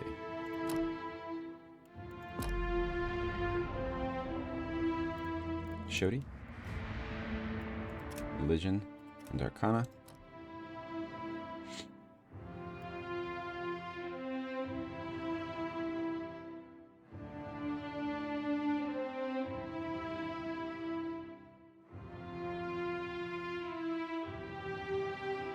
That's interesting. I don't think I'm going to get this for her, but spell shaping while casting targeted area of effect spells gain the ability to increase or decrease the size of the area at the cost or benefit of power level. So you can make it stronger while focusing on a smaller area or weaker while concentrating on a larger area. That is interesting.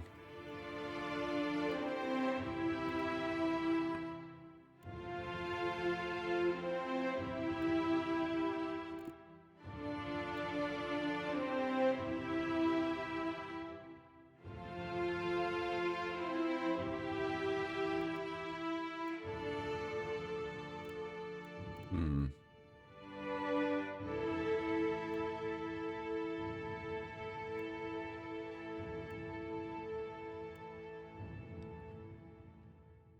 She's using a weapon and shield, so I'll give her this. Equipped shield's deflection bonuses are increased and grant an equal bonus of the character's reflex. Do I want to use that? No, I don't want to use that.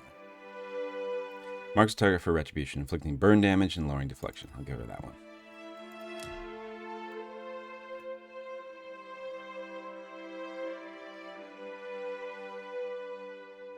Oh, and she's got a hatchet.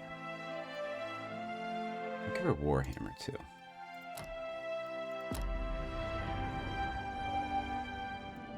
And finally, Aloth.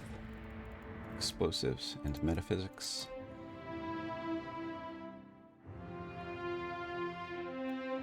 Gonna give him increased penetration with fire attacks.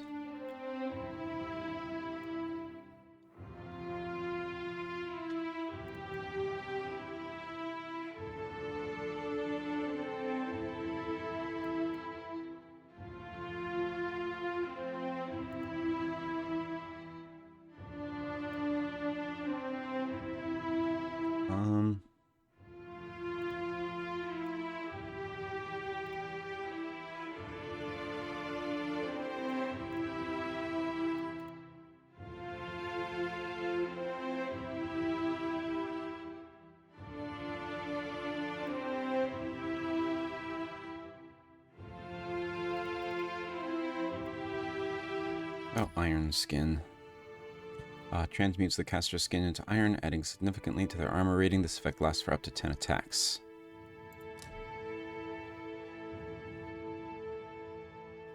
And I'll just give him all of his magical implements with wands. Okay. And that does it. I think I also, since I gave oh, this is a sickle. It's a hatchet. Okay. Because I gave her a Warhammer proficiency.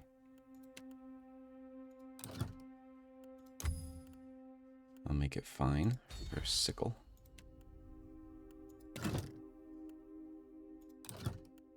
Finality.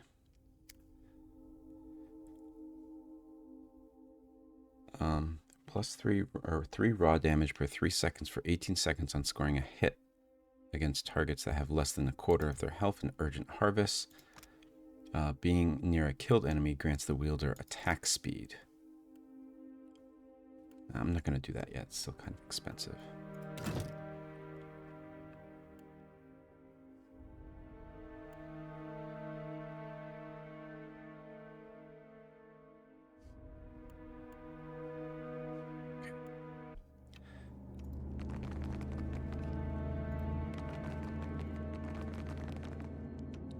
This looks like the piece of luminous Adra that the Royal Deadfire Company wants me to render unusable. Lights and shapes seem to stir just beneath the surface of the Adra, rippling past in irregular motions. Anybody got a chisel and some wheelbarrows?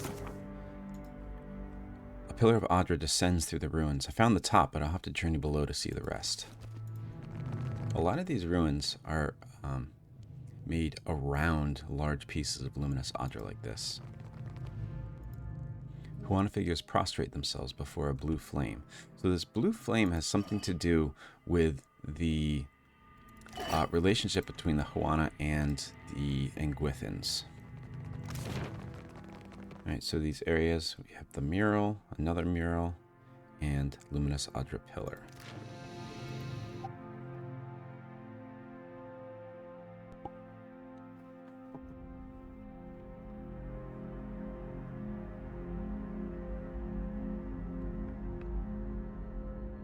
Yeah, we see a lower portion of the luminous Adra here, which seems a little dimmed, or even red. Once, can't these things appear someplace nice? Yeah. Something has corrupted the Adra, and it grows worse the deeper I descend. The luminous Adra appears infected, taking on a darker hue as it descends.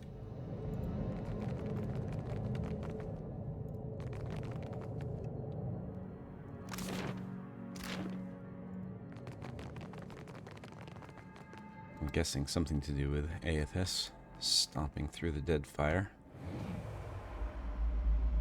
Is that blood? What have you done? I found him like this. Why is your blade drawn?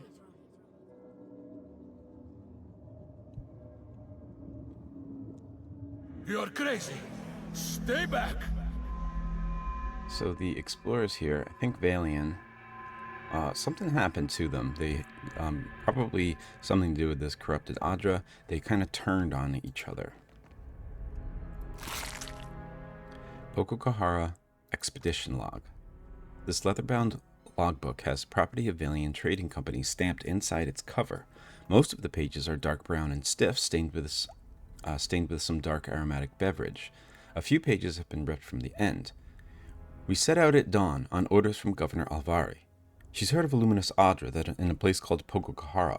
Unfortunately, this place is said to be surrounded by storms, and it doesn't appear on any of our charts. But we're told the locals at Tikawara may be able to help. 20 Preaton. That is early autumn. I believe, anyway. I'd heard stories of bad run-ins with Hohina tribes, but Chieftain Ruanu and the tribe at Tikawara welcomed us warmly, fed us as well as could be expected, and marked Poko Kohara on our maps. He seems to believe the storms are magical, or else the will of the gods. I hold out hope that they can be stopped. Tu Majoton. Majoton is... So that's early autumn, so this is probably middle autumn. Left for Poko Kohara this morning. Does it say? I can't see right now. Left for Poko Kohara this morning. Vector wasn't happy about being left behind, but he was too sick to travel, and Beza was losing patience. Haven't seen a Rautain ship since we left Nekataka, but she's still afraid they'll beat us there. 5 Majoton. Storms were some of the worst I've seen, but we made it. We set up camp by the cliffs, but we're all looking forward to getting into the ruins. At least it'll be dry in there. 7 Majoton. We lost Jian and Alara today.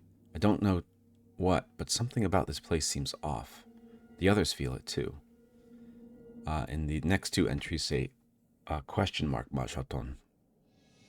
The murals here are incredible. Proof that the Engwithans met ancient Hohina 2,000 years ago. They may have even built this place. I keep trying to explain this to Beza, but she won't listen. We found the top of the Adra vein. It's glowing, but Beza says we have to go deeper. And then they went deeper, and that's the last entry.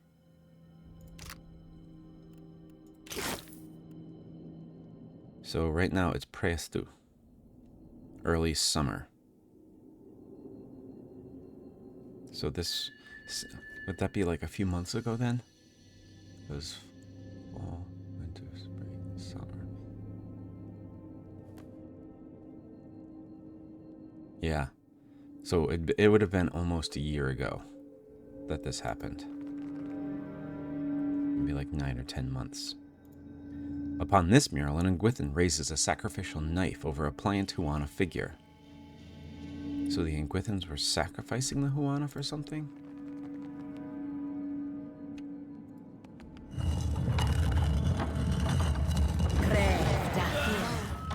Desert imps, all desert imps. Oh, and a greater black ooze.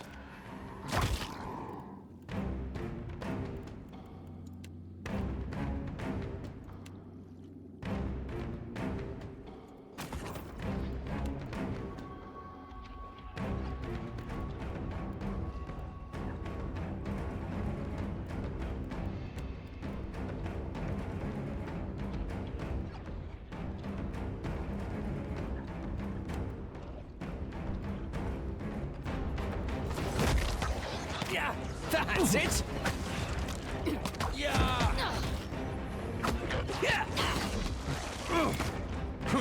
The greater oozes split into two.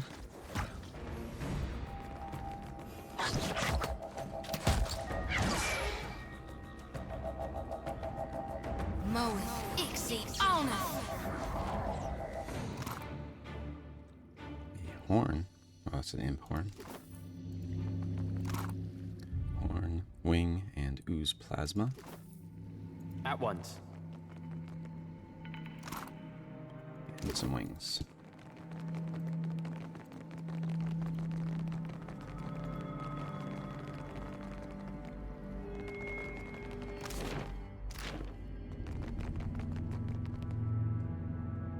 try my best.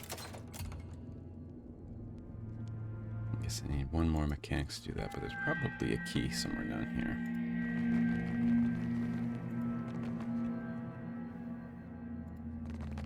Could be true. Desert spider. No help here. Lava. Beyond seek. Yeah.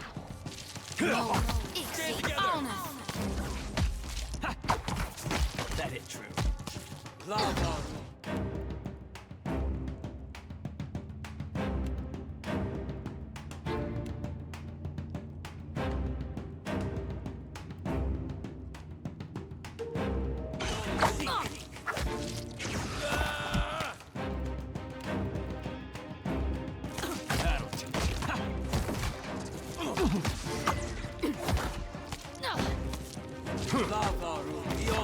This is futile.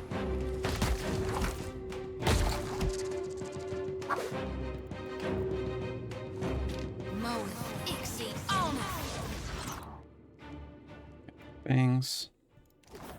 Excuse me. Happily. Absolutely.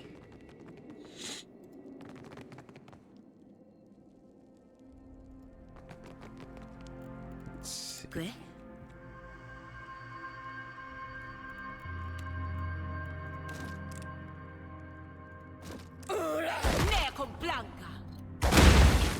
Yeah, I was kind of hoping something like that would happen. Cool. Those barrels seem to be placed in a strange place, so I thought maybe if I destroyed them, there would be something there.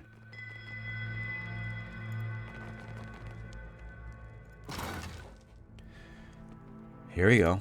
We got a soulbound dagger. Oh, does anybody use daggers? Binds with paladin, priest, or rogue.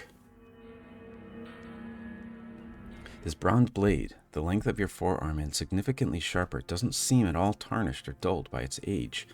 A vein of Adra runs its length from the pummel through the grip and almost to the tip. It pulses faintly. You located this dagger in the depths of Poko Kohara, where the murals suggested it was a sacrificial tool of ancient Engwith. It whispers its name to you. The Dead Soul. So this is called the Dead Soul, which in Maruk's Amanth maybe translates to the Dead Soul. It grants you Corona of the Soul. A fragment of the target soul is set aflame. It smolders for a short duration before erupting, dealing burn damage to nearby enemies. There's a 10% chance to cast burn damage AoE on a hit. And fine medium scale armor.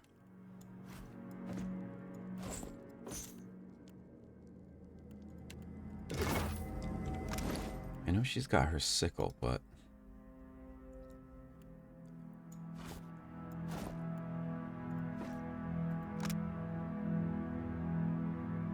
so let's bind it.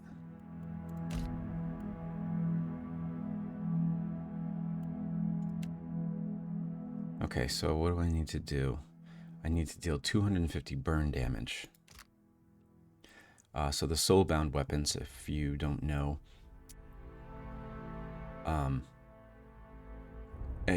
you can level them up, but it's not just like pouring resources into them. There is some kind of task that you have to complete, and then the level itself levels up. The weapon itself levels up, and it only stays that way as long as it is bound to a particular person. In this case, I bound it to Shodi. I'm also going to give her this fine scale armor.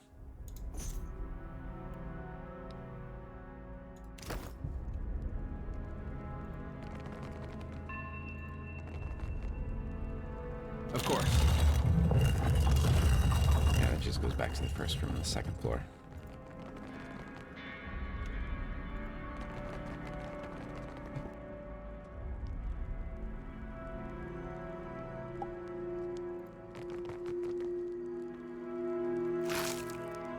We got an old copper key and a hood. I'm going to guess that key is to that door that we weren't able to open.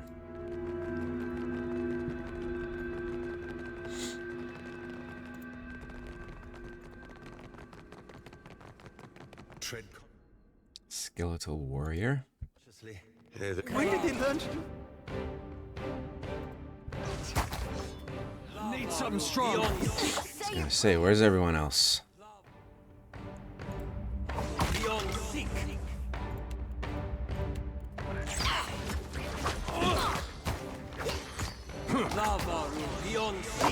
Great birth awaits me.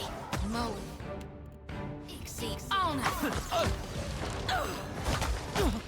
Let's reap this whirlwind. There's a walloping.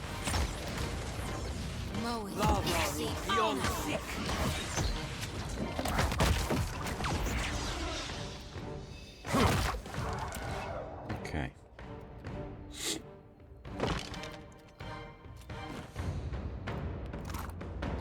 Sorry, I mowed the lawn yesterday, so I feel like my I'm much more stuffed up than usual, and my throat is allergies are kicking in.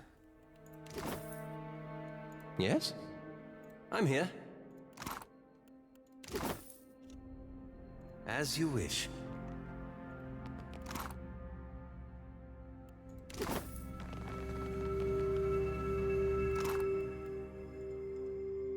It's a hunting bow and fine leather armor.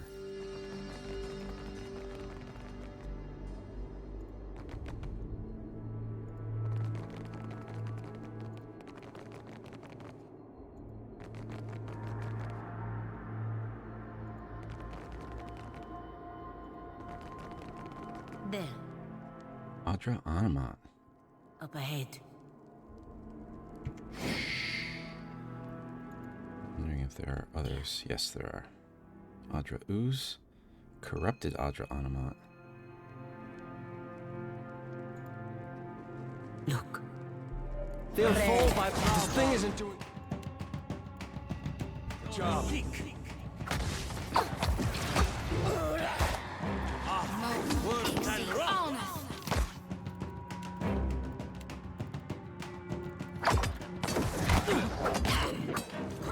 No use. Stand together.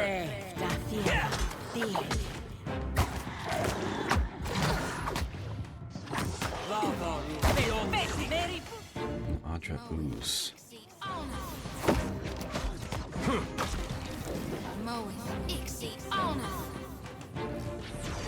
Oh, hell. So this Adra in here is corrupting things around it as well. Ah, this is for Pallegina here. Very nice. An exceptional greatsword.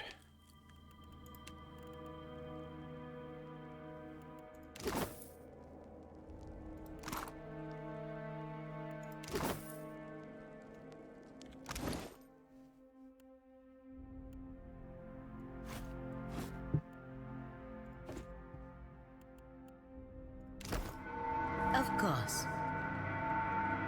Just a moment, please. Hope that helps. Indeed.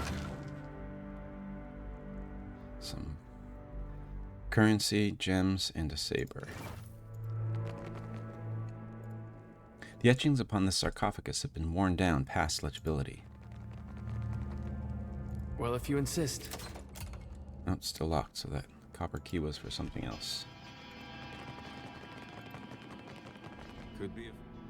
Corrupted Adra Anamat, skeletal archer. 2 of those corrupted Anamats.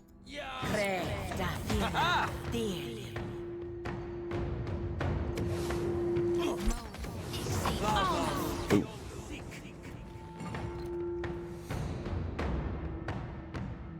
That totem was doing something to us, so I ran away from it. Stand together. Lava will be on sick.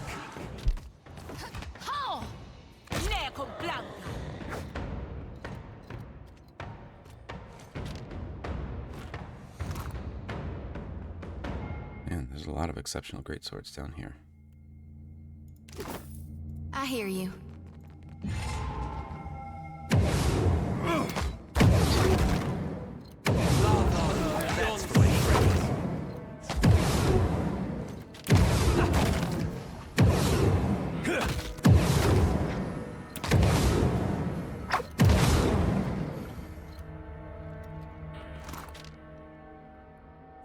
hunting bow and fine leather armor.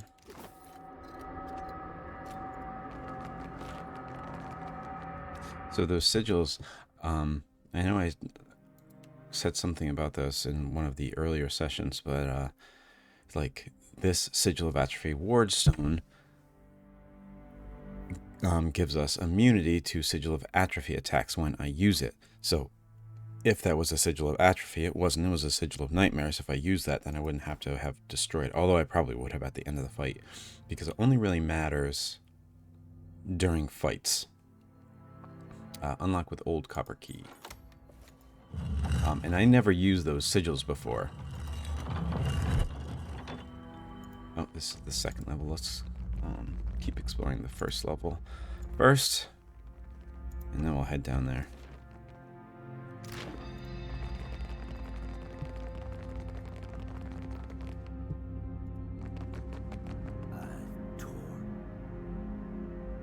Okay, who's saying that?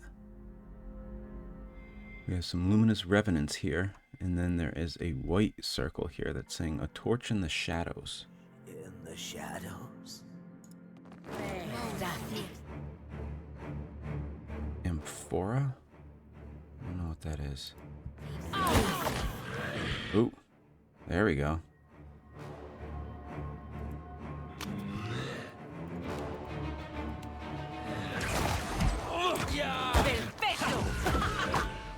What are we fighting here? This is a chorus. Uh-oh.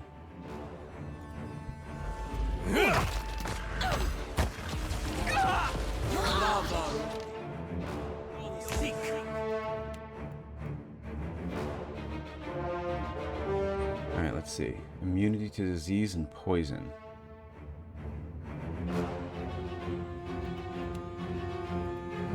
It is no use. I cannot get through. It's frightened. Oh. Kind of worried that might happen.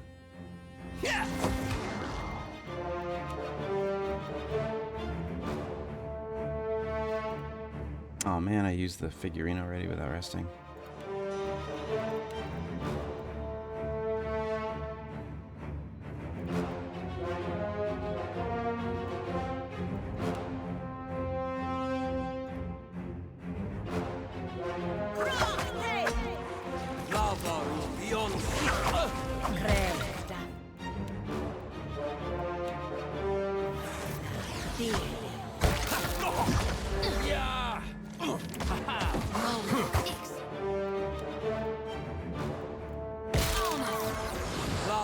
That's right, I can use the mark.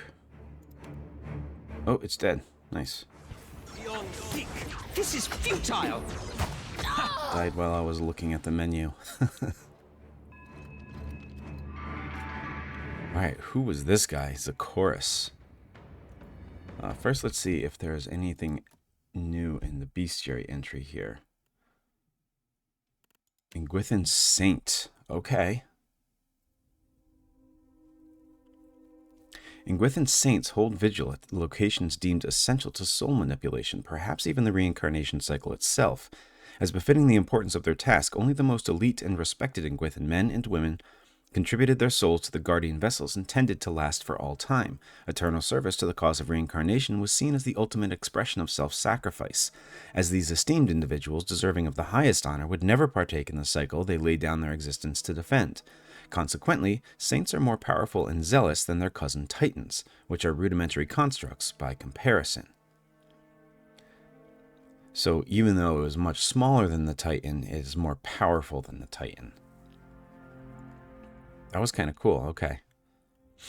Their design reminds me of a lich. I don't know if they would be like that, but they sacrificed their own lives to basically be undead.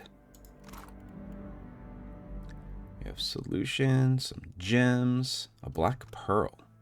A symbol of Andra, black pearls are prized by sailors across Aora as well as the natives of the Deadfire. To the ancient Hohina, it was believed that a warrior with one in their possession would feel no fear. Rawatayan midwives use it to ward off the pains of childbirth. Sailors believe that clutching such a stone ensures that Andra will hear their prayers, even if she chooses not to intercede.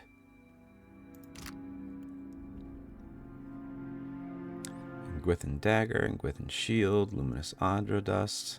Okay. At once.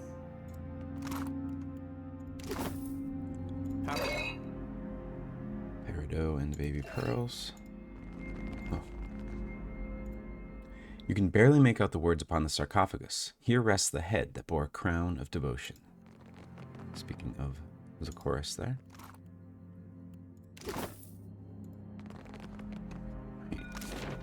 No, there's still a little bit more to explore down here.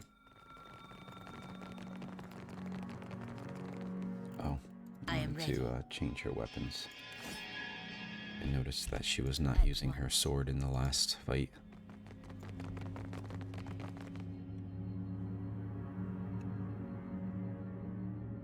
Of course.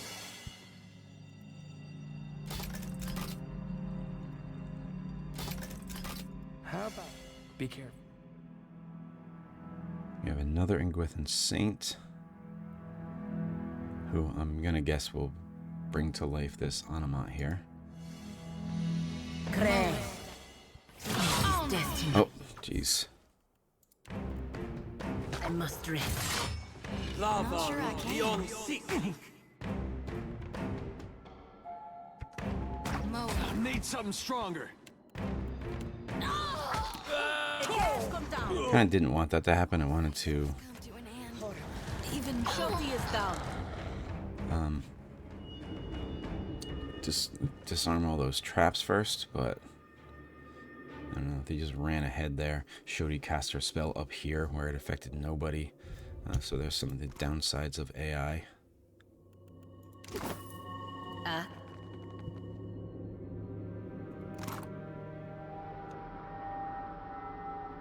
Reagent, okay. Sigil of Nightmares Wardstone, which we would have been able to use up there.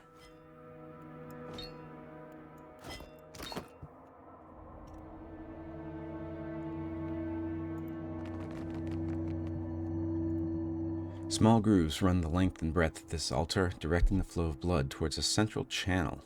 Flow of blood, huh? Alright, just taking a look at this. So it looks like a body would go in here, and then the blood would go here. This seems like where the Huana would be, and the Engwithans would sacrifice them to power up this Adra, do something here. But then I wonder what the Adra did once it was powered up. Tell me.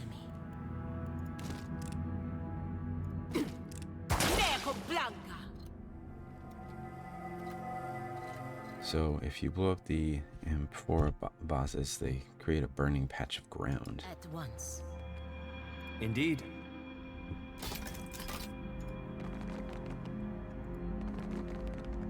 How very Divinity Original Sin 2 of it.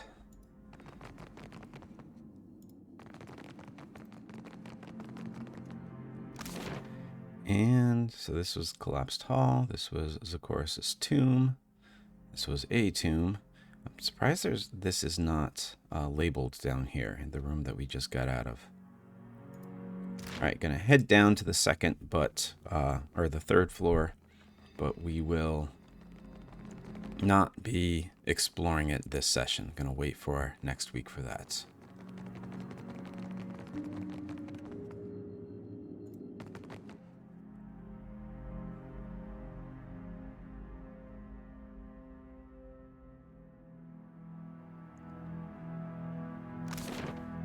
Alright, so Engwithan Waystation level 3. We will find out what is down here next session. See what's going on with this corrupted luminous Adra that's in here, and hopefully find out what happened to the Valiant Explorers. And maybe if the Adra is corrupted, that will make it easy if we decide that we want to shut it down or not. But we'll have to see.